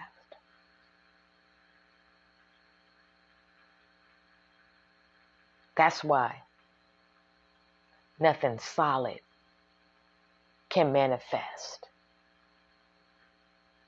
in totality. And it's a damn shame that you don't know who the fuck your child's father is. Some of you do, some of you don't. This game is dirty, and it's going to come back to bite you in the ass. Crazy? What do you mean? That absolutely matters. Like, you don't see anything wrong with what you did? You don't see anything wrong with what you did?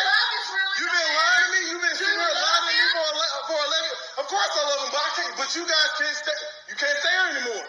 Where we gonna go? I don't know. It's not my problem. It's not my problem. It's not my problem. It's not my problem. It's not my problem. You can't stay here. You can't stay here. You can't stay here. I don't know. It's not my problem. I did my job. I did my job. I did my job as a dad. I did my job as a dad. You can't stay here anymore. Y'all gotta go. Both y'all can't stay anymore. No, I'm hurt. I'm hurt. I can't deal with it. I can't deal. Good for you, brother. Good for you. Good for you.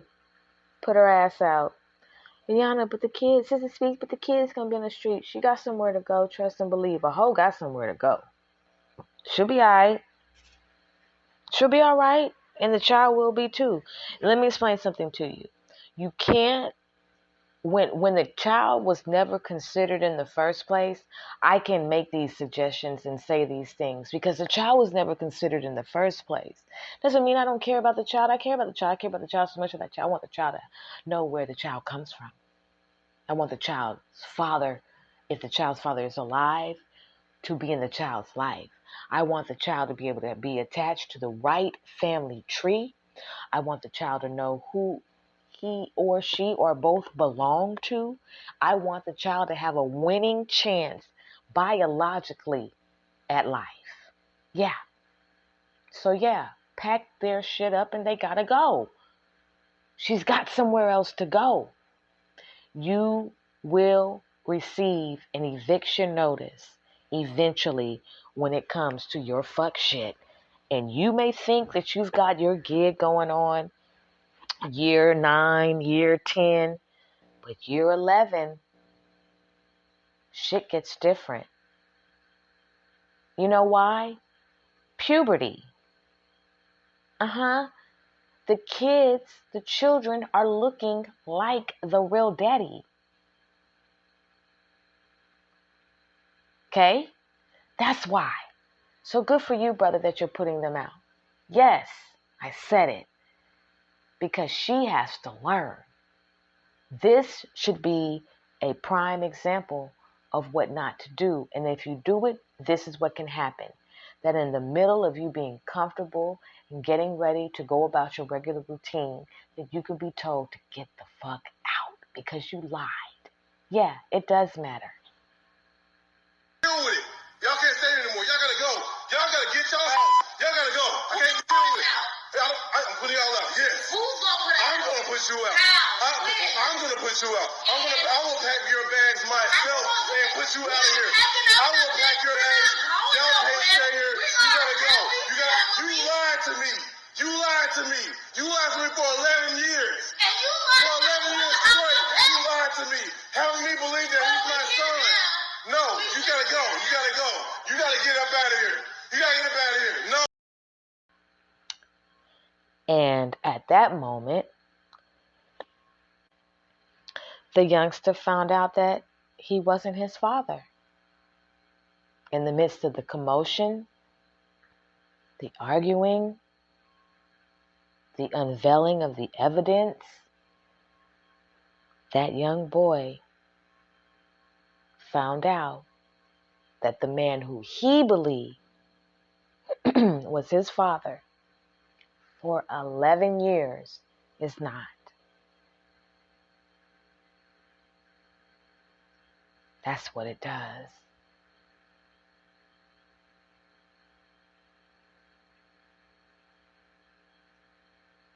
It stings so deep. And we care about the brother. We care about the child.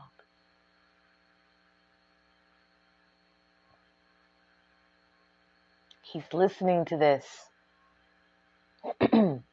He's listening to this. He's listening to this shit. I can't look at you. I can't look at... No! Y'all gotta go. Y'all gotta go. No. Before I do something crazy, I'm gonna regret. No. Yes. No. Yes. Lied to me. You lied. Because at this point, he found out that he was the step-boyfriend father. That's what he found out. You see what I'm saying? See how it links up? He went from being the father to just being a step-boyfriend father. 11 years is a long time.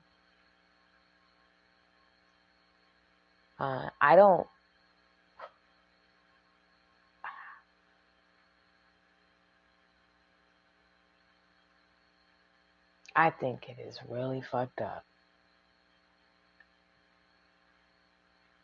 I have seen firsthand what paternity fraud can do. I lived it firsthand. I saw it. I saw the manipulation, the lies, the deceit, how far people will go to cover stuff up, the attachments, the scandal. I saw it all, y'all. And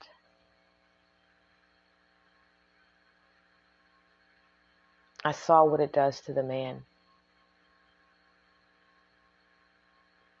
And I saw what it is to have no support.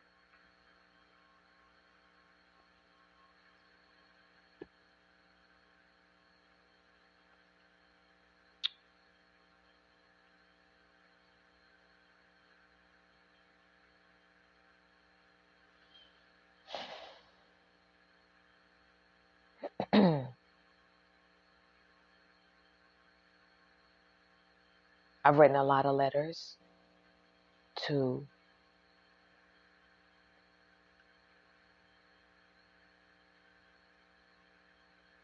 the government and other people concerning paternity fraud. I have been advocating for a long time. I took it all the way to Washington, D.C.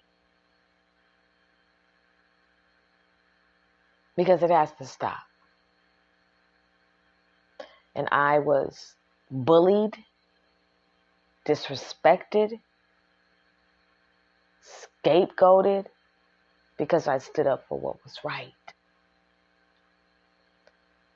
I was in the midst of a lot of people who did not care and were so used to contamination that when I came through with my filter and with my purification system, it was a battle. Children have a right to know the truth. And you can't stop somebody from, once they find out, the truth, from staying or leaving, right? But at least the children know the truth, right? I mean, you just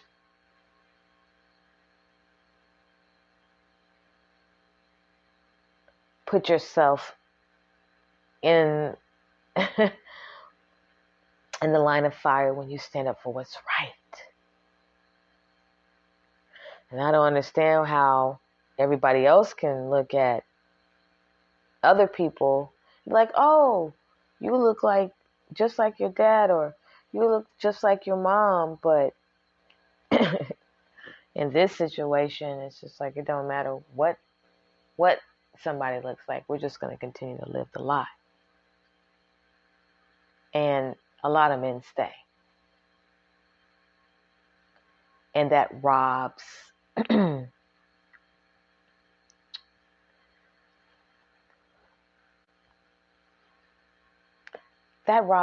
so many people of living in the truth. And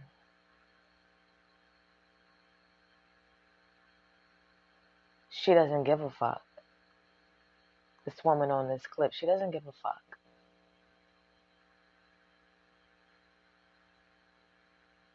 A lot of you brothers choose these sisters.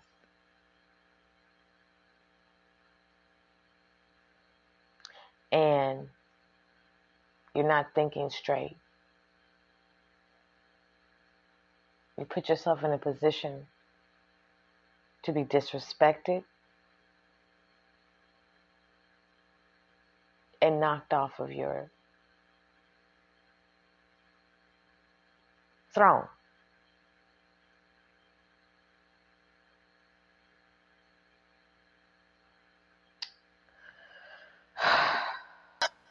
Turn me on. Find out the baby not mine. What am I? Like, bro. This girl been playing in my face all morning, bro. All morning. You come drop that baby off with nothing. And it's gonna bring out.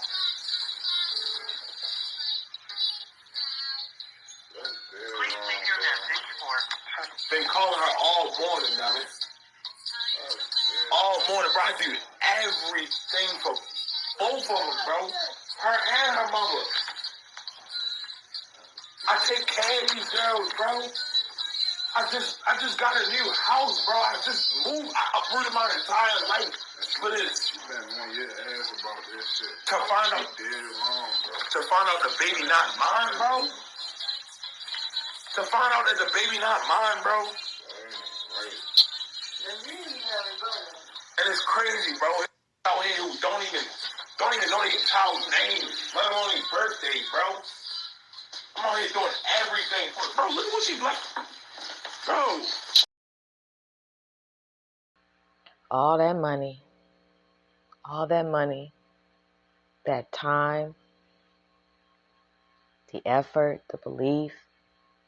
And it's embarrassing when people know and you don't know. Okay?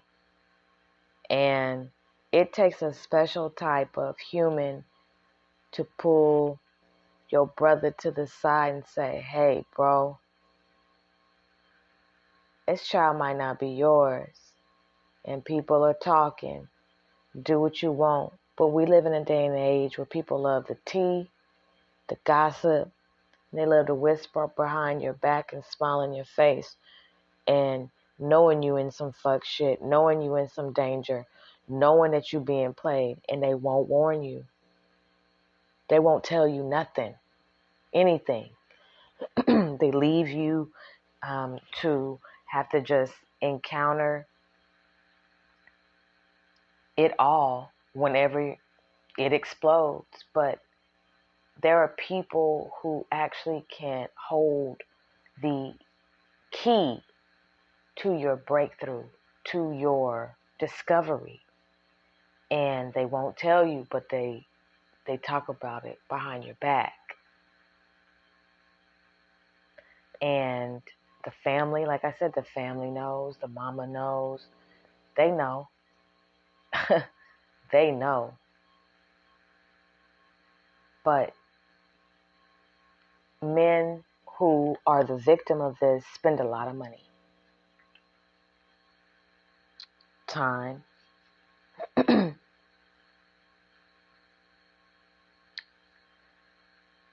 And I personally wouldn't want to play with any man like this at all. Okay? I ain't trying to end up on any murder documentary, news clip, or anything because I decided to play with the Most High God and His Son. Assuming that this is a son of the Most High God and not a son of Satan. Either way, I don't want to play that game. And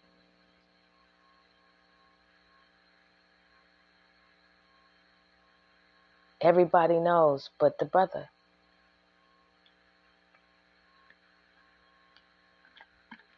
Everybody. And people will go to some great lengths to protect the woman and manipulate you into staying. What's the point of taking the test if there's not going to be any action? What is this? What is a baby doing with a teeth? What is a baby going to do? Not even a diaper, not a wipe in the hand, nothing. Oh, no. Nothing. No ointment, no baby, no nothing. Nothing. Look at my baby. She's coughing. She's sick. But you got the money and all of that to go on trips. You just came back from Bermuda. Bro, come on, bro. And it's crazy because I guarantee that she just pulled up with. I guarantee, bro. I guarantee that's probably her father.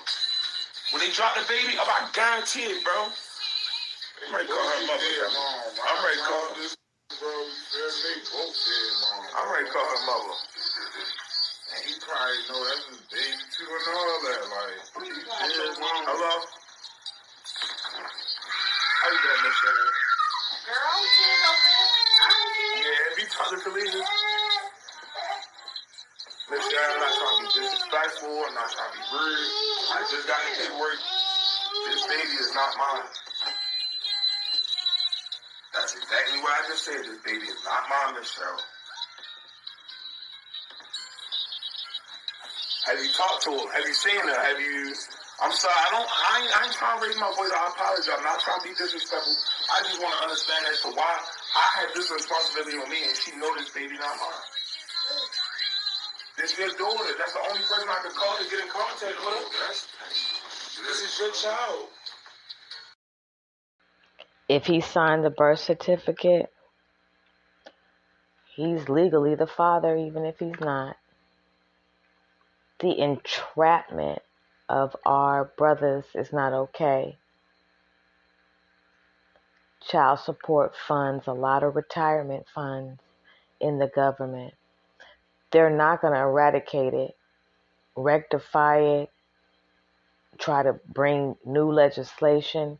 This is working fine for the government because it continues to create the breakdown in the brown home, in the village, in the family structure.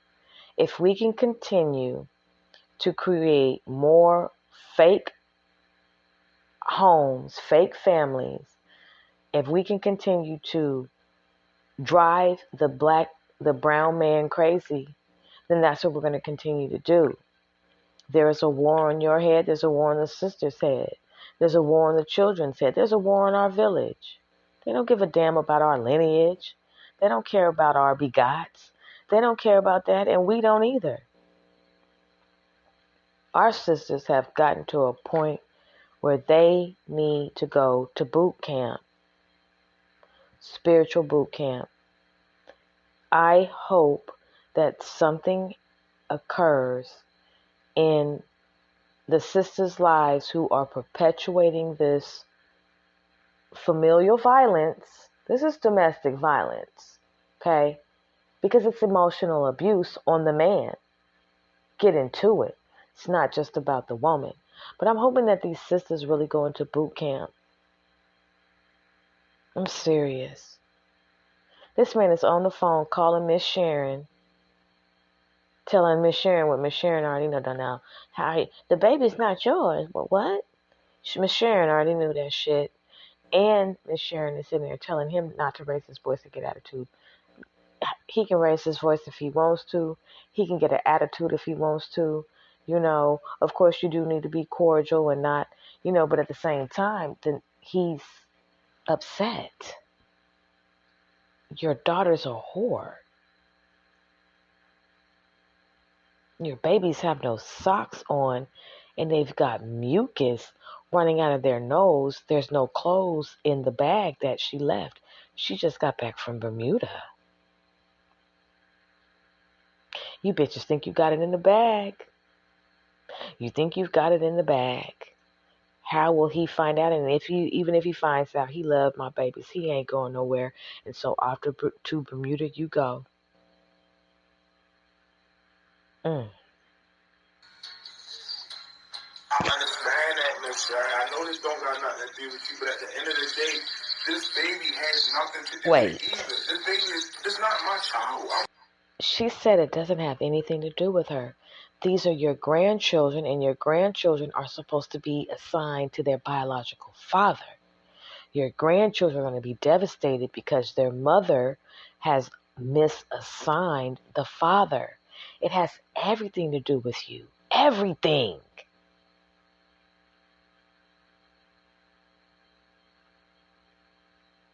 God. Watching over my man, taking care of this baby, and it's not my child. Mister, I just want to get in contact. That's it. That's all. That's all. That's all I want, Mister. I don't want no problem. That's all I want, please, bro. That's all I want. I just want answers. I just want to talk to him. Something. I don't care about the money. The money that I spent, I don't even want that thing in reimbursement. I don't care about it. Wait, brother. You have the right to remain silent at this point. You're talking too much. You deserve every single dime back, and she needs to reimburse you. The daddy needs to reimburse you. If you're on support, the state needs to reimburse you. You need double for your trouble, brother. Stop telling them you don't want the money back. It's not about the money. Yes, the fuck it is. Yes, it is. They robbed you of being able to take care of your own real children. You're now in a position where you may not actually have children because you're devastated. I talked about this on the lineage leech. Come on. What you mean it ain't about the money? You don't want the money back. You've been paying for children that aren't yours, and she went to Bermuda. Please, y'all deserve y'all money back. I know that in some cases you may not get it back, but I know that all things are possible with the Most High. I just want to I had the people in my hand, Michelle. It's not about the money, bro. You've been around the baby for a minute. Like, it's not about the baby, bro. Now, you got me, you know what I'm saying? This whole morning, I've been trying to get in contact with her. Got the baby off, no pampers, nothing in the wipes, nothing in the bed. Baby came over, she's not there. The phone was calling you, you ain't trying to get the baby back. Like, what do you want? It could be an emergency. This is your daughter, Miss Cheryl. Miss Cheryl, please, Miss Cheryl. Just listen to what I'm saying. I'm not trying to, please. This is your daughter. This is your daughter. This is supposedly the parent of this child.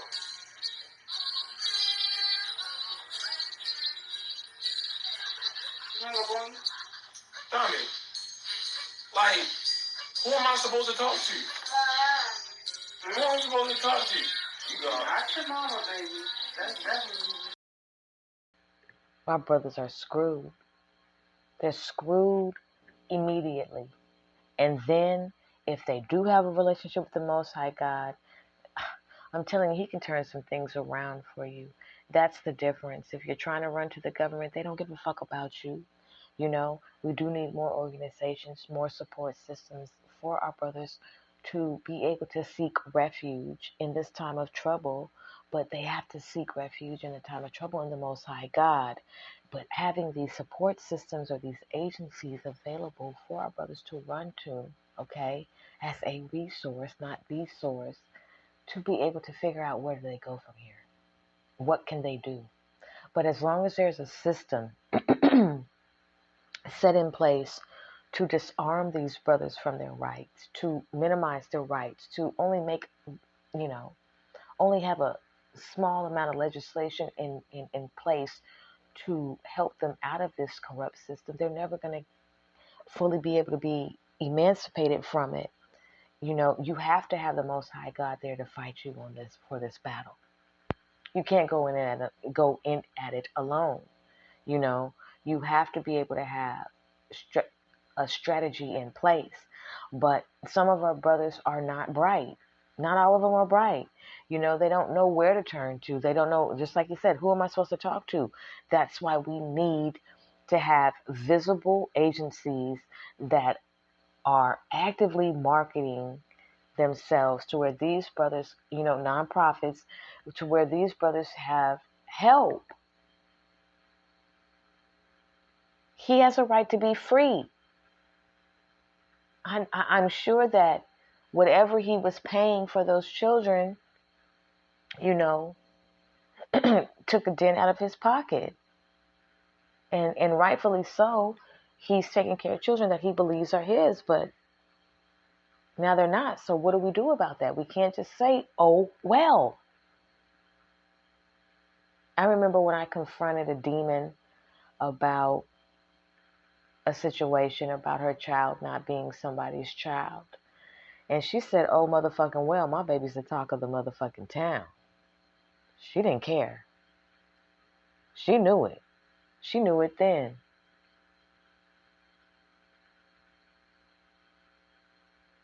If there's nothing in place for our brothers and sisters, for our brothers, then, they're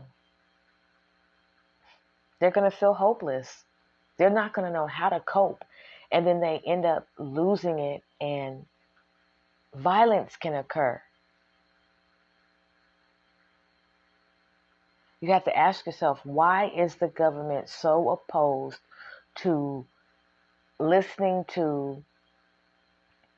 actively listening to, and then coming together and creating legislation against paternity fraud? Local as well as national, laws. That there is interjurisdictional laws. Because there are men who, live in different states, and the laws are different from men in different states. You have to tap into what is available, if anything is available as a resource in the community to help fathers who are stuck. And if you do your due diligence and you actually want to be free out of captivity from the lies of the lineage leech, of the paternity test nightmare, then you will find or get yourself on your phone or laptop and you will begin to research these organizations. Organizations against paternity fraud. You can scroll for everything else. You can look up everything else. You can find out everything else. What about your freedom? And once again, being able to pour money back into the community to where we can have these organizations. We're around so many millionaires that it's like we are the resource for the resources. But we're not trying to invest into the community. We're trying to destroy it.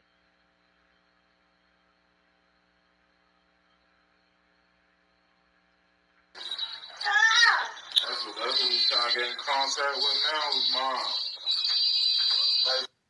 Yeah, mom, bro. Her mama ain't say nothing. What her mama was talking about? Her mama was just on the same type time as her. I knew it. Who you think raised her? Where you think she get this stuff from? My nigga, I don't blow your phone up to come and get him or none of that shit, dude. Bruh, he ain't my fucking kid. None of that shit, bruh. Bruh, he ain't my kid, bruh. Can you prove that he's my kid? Go get a DNA test done. When you go get a DNA test done, then come back and holler. I got a whole DNA test right here, nigga. He's not my fucking child. Ain't no probability of the nigga my kid. Look, it's all about, nigga, that's the child support office. That's the child support office. I don't care, Emmanuel. That's the child support office, nigga. He ain't even my goddamn kid. Whatever the fuck it is you gonna do. He's not my fucking kid. No fucking way. Probability of paternity. He's not even my kid. Look, he's not mine. My life, Emmanuel. Look, he's not mine. Let me live. Emmanuel, he's not mine, bro. You can live your life now, bro. He's not mine. Why the fuck would you call me a deadbeat for a nigga that's not mine? He's not even mine. You ready to go back in the house? Take that shit, man. You ready to go back in the house? Okay. Nigga ain't even fucking mine. Like you got a basket on top of I don't care. That's his shit. Give him his shit. What? Give him his shit. Before I found out the nigga with my son, I bought him all of this little shit. He can have the rest of it too. This is all his shit. You didn't buy none of that shit. I bought all of it. I bought all of it except for that little blue pants, them old ass pants you run, and them right there. Chloe ain't bought me shit. Chloe don't like you or your kid. What the fuck? Go find the message. Chloe ain't bought a nigga shit. Nigga, I done bought everything for this nigga. Chloe ain't even never seen the nigga. She seen the nigga at the park. It wouldn't make no difference. Nigga, he ain't my goddamn kid. The blood test says. Bruh, the blood test says the nigga's not mine. Weak ass bitch. Weak ass bitch. You don't even know who your goddamn baby daddy is. You don't know who your baby daddy is. You don't know who the fuck your baby daddy is, bitch. Bum ass bitch. Don't even know who your baby daddy is. Yeah. Say bye. Say bye, Kaden. Say bye-bye. Say bye-bye. Say bye-bye. Say bye-bye. You don't even got no daddy, Kaden. Say bye. Right. These motherfuckers papers say that the nigga's not mine. It ain't my fucking kid. Bitch, go find your baby daddy, bum ass bitch. Trying to accuse motherfucking niggas of having your kid. You didn't know I snuck down there and got a blood test for him, did you? Bum ass bitch. Yeah, yo mama. You lucky I ain't smack you and spit on you, bitch. Homeless ass bitch. You live in a shelter for the Christian people, bitch. You don't even know who your son's father is.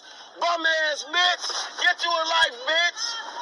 Go on to Mari and find you a motherfucking daddy, bitch.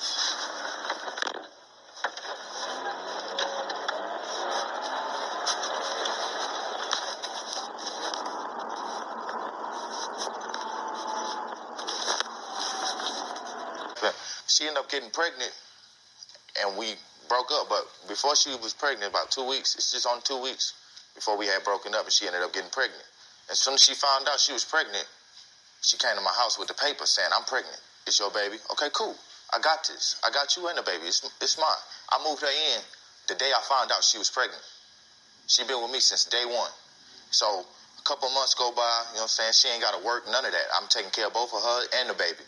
2 jobs, you know what I'm saying? I'm handling both of them. She ain't got to do nothing. Just go to school, come home, I got it. You know what I'm saying? And then about a month before the baby's first birthday, I get a DNA test. He not even mine. So Ms. Martinez. He asked me, and I ended up being honest with him. What happened was, when we had broken up, we were broken up for a few months. So within that time period, I knew the person I was talking to. It was one time, and after that, I had a regular menstrual period. What do you need to be having sex with a whole bunch of guys at 16 for? I mean, you know, you had a guy, you were having sex with him, that's fine, you broke up.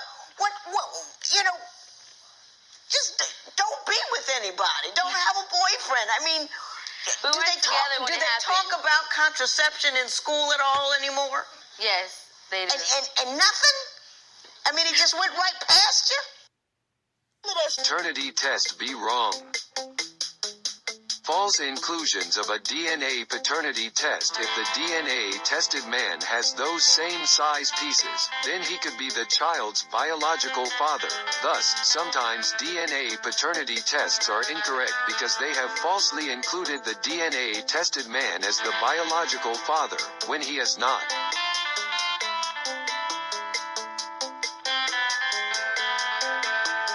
Thanks for watching. The sale of over-the-counter DNA paternity tests as irresponsible and potentially damaging to children. The kits went on sale at a pharmacy chain in East London today, as Sarah Harris reports. This box could hold the answer to your baby's paternity, and you can buy the DNA kit over the counter at a Hackney chemist. It's one of the first places in the UK to stock the test in a shop, and they expect demand to be as high here as it has been in America. What we're providing is indisputable answers to emotive questions, and people have the right to be able to get these answers. They don't have to buy the product, it's their choice, it's a product of choice, but hopefully what we can provide is information that settles unanswered questions. So this is what you get when you pay £30 here at the counter. It's basically a box. Inside it you've got some paperwork and 3 swab sticks like this, and the idea is mum, dad and child all give it a good rub on the inside of their mouth like that. Send it away. It's going to cost you another £119 to get it processed. But whatever the cost, one leading ethics organisation says the information can only damage children. I don't think children are going to be sufficiently protected in this instance. These tests are not being done for the benefit of children, and they will inevitably be done without the child's consent. It's simply not for medical reasons, but for disputing, warring couples who the father in question wants to either accept or reject the child. But during a 4-week trial of the DNA kit at the Clockwork Pharmacy in Hackney, managers claim to have laid to rest concerns of one child who felt she didn't look like her siblings. One of the daughters was completely distraught because she thought that this wasn't her mum. We did the DNA test for them, and 5 days later they all came back, and everything was brilliant because we could prove, because there was 15 match out of 15, we could prove that in fact was her daughter. Counselling is available at the chemist if results are negative, but critics say that's not enough for vulnerable children who could have their lives turned upside down. Sarah Harris, BBC London News. Relationship for continuity, sadly, they can also be a source of great conflict. Paternity of children during collapse of a relationship is an area dreaded for fear of surprises. And Isma Chintu is one among many to wake up to the rude welcome many years later. To avert similar situations, many people are painfully opting to subject their children to DNA tests. Richard Valikoa, a lecturer at School of Psychology, says national DNA data is a core communication tool for comparing information collected from different sources. It's now not only global, but should be a national requirement. with the government move to think of taking biometrics of the citizens, then we have to start from this. I would recommend that even before a child is born, paternity tests should be taken. With the advance in science, DNA testing is becoming popular among Ugandans for fear of infidelity among couples. Sarah Namobiru, an administrator at MBN Laboratories, says, apart from tests like maternity, DNA relationship tests, the NDA profiling test is increasingly becoming popular. If the man passes on and there are other people who may bring in children, it may be very helpful to the lady because they may not have to dig the grave of the man to carry out the DNA test, but they may just use this profile. Usually men keep it with their wives and their lawyers. But why are more people taking on these tests today? People are more conscious about sexual relations as of now, as compared to what it was. Initially, since there was nothing like media, a lot of sexual perversions were actually I will not say even at the increase, were just part and parcel of society. Although they had their science of breaking this, that's when they brought in the ideas of incest and all that. But with such sensitive information, there are questions on the virtue of the law to regulate these operations. In the recent past, Minister of Health told NBS Television of government's plans. They will set standards and mechanisms of ensuring that all the laboratory services adhere to that standard.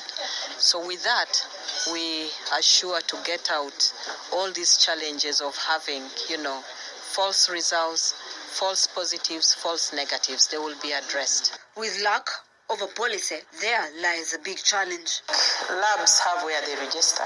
We are under Allied Health and also Ministry of Health.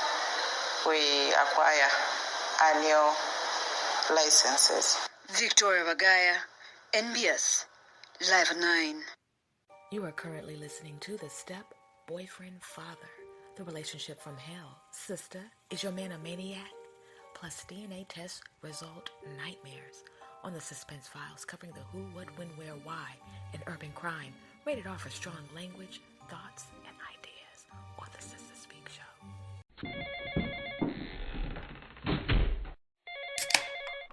This is your regular routine. What's different than any other day?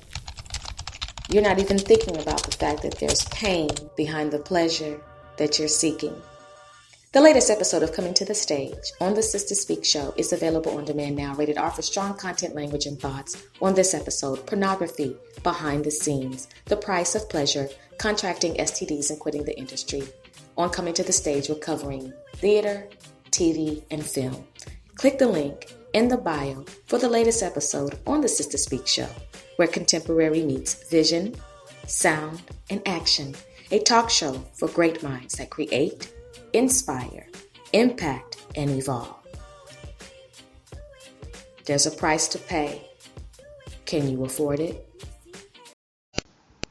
Vision, sound, action, create, inspire, impact, evolve. You are now activated. Did you know that the Sista Speak Show is a syndicated podcast on Amazon Alexa and Sonos? Tell a friend. Also let them know that the show is rated R for strong language, thoughts, and ideas. Thank you for downloading each episode on demand.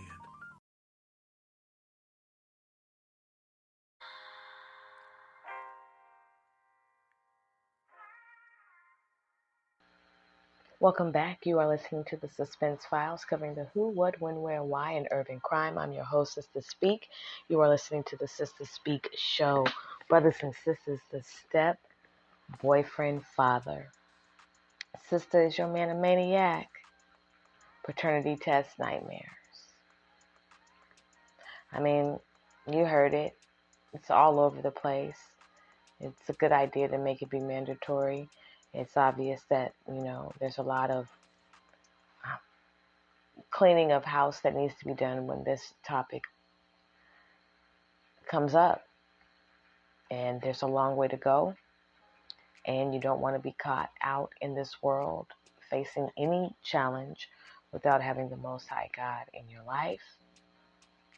It's just a word that you need to really embrace. I am hoping that after listening to the clips and just listening to the conversation, that you will hold yourself accountable in doing better when it comes to how you carry yourself and who you engage with. I do hope that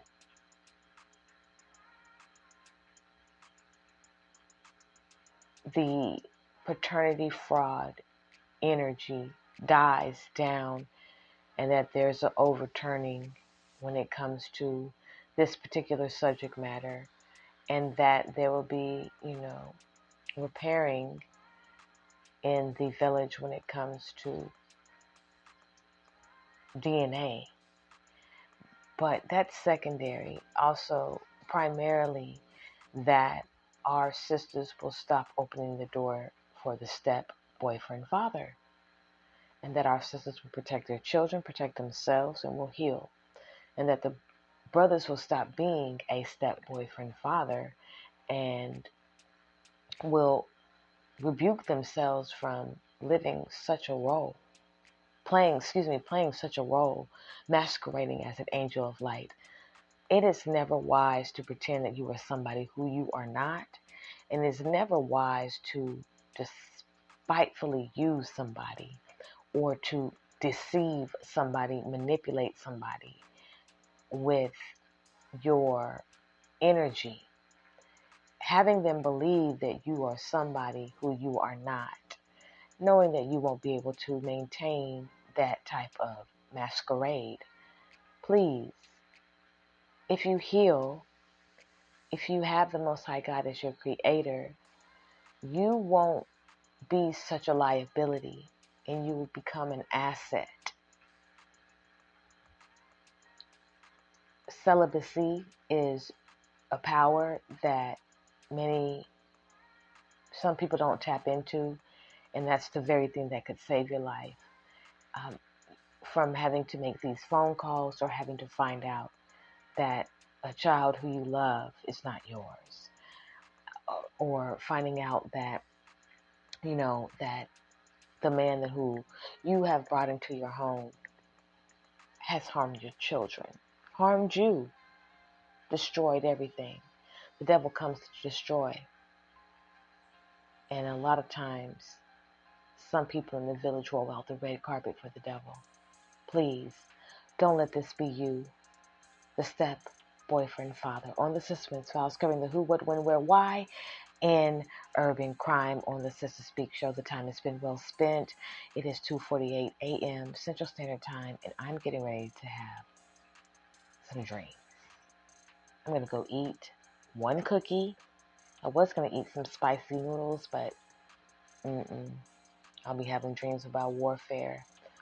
So I thank you all for being a wonderful listening audience. Thank you for downloading my episodes. Thank you for supporting me. You can follow me on Instagram at I am Sista Speak. That's SISTASPEAK. If you're interested in donating to the channel, you can do so via Cash App at $SISTA Speak SPEAK 76. Thank you in advance. And I just ask that you please continue to, tell people about the Sister Speak Show that you think would actually be able to benefit from it. Let them know that it is rated R for strong language, thoughts, and ideas. But in advance, I thank you all and thank them for allowing us to be the flavor in your ear and for adding us to your podcast shuffle. It is an honor that you choose to listen to this entire network. And without any further ado, I'm getting ready to get off this microphone. The time has been well spent, and I hope that we heal. I hope that we vibrate higher, and I hope that the truth sets many people free.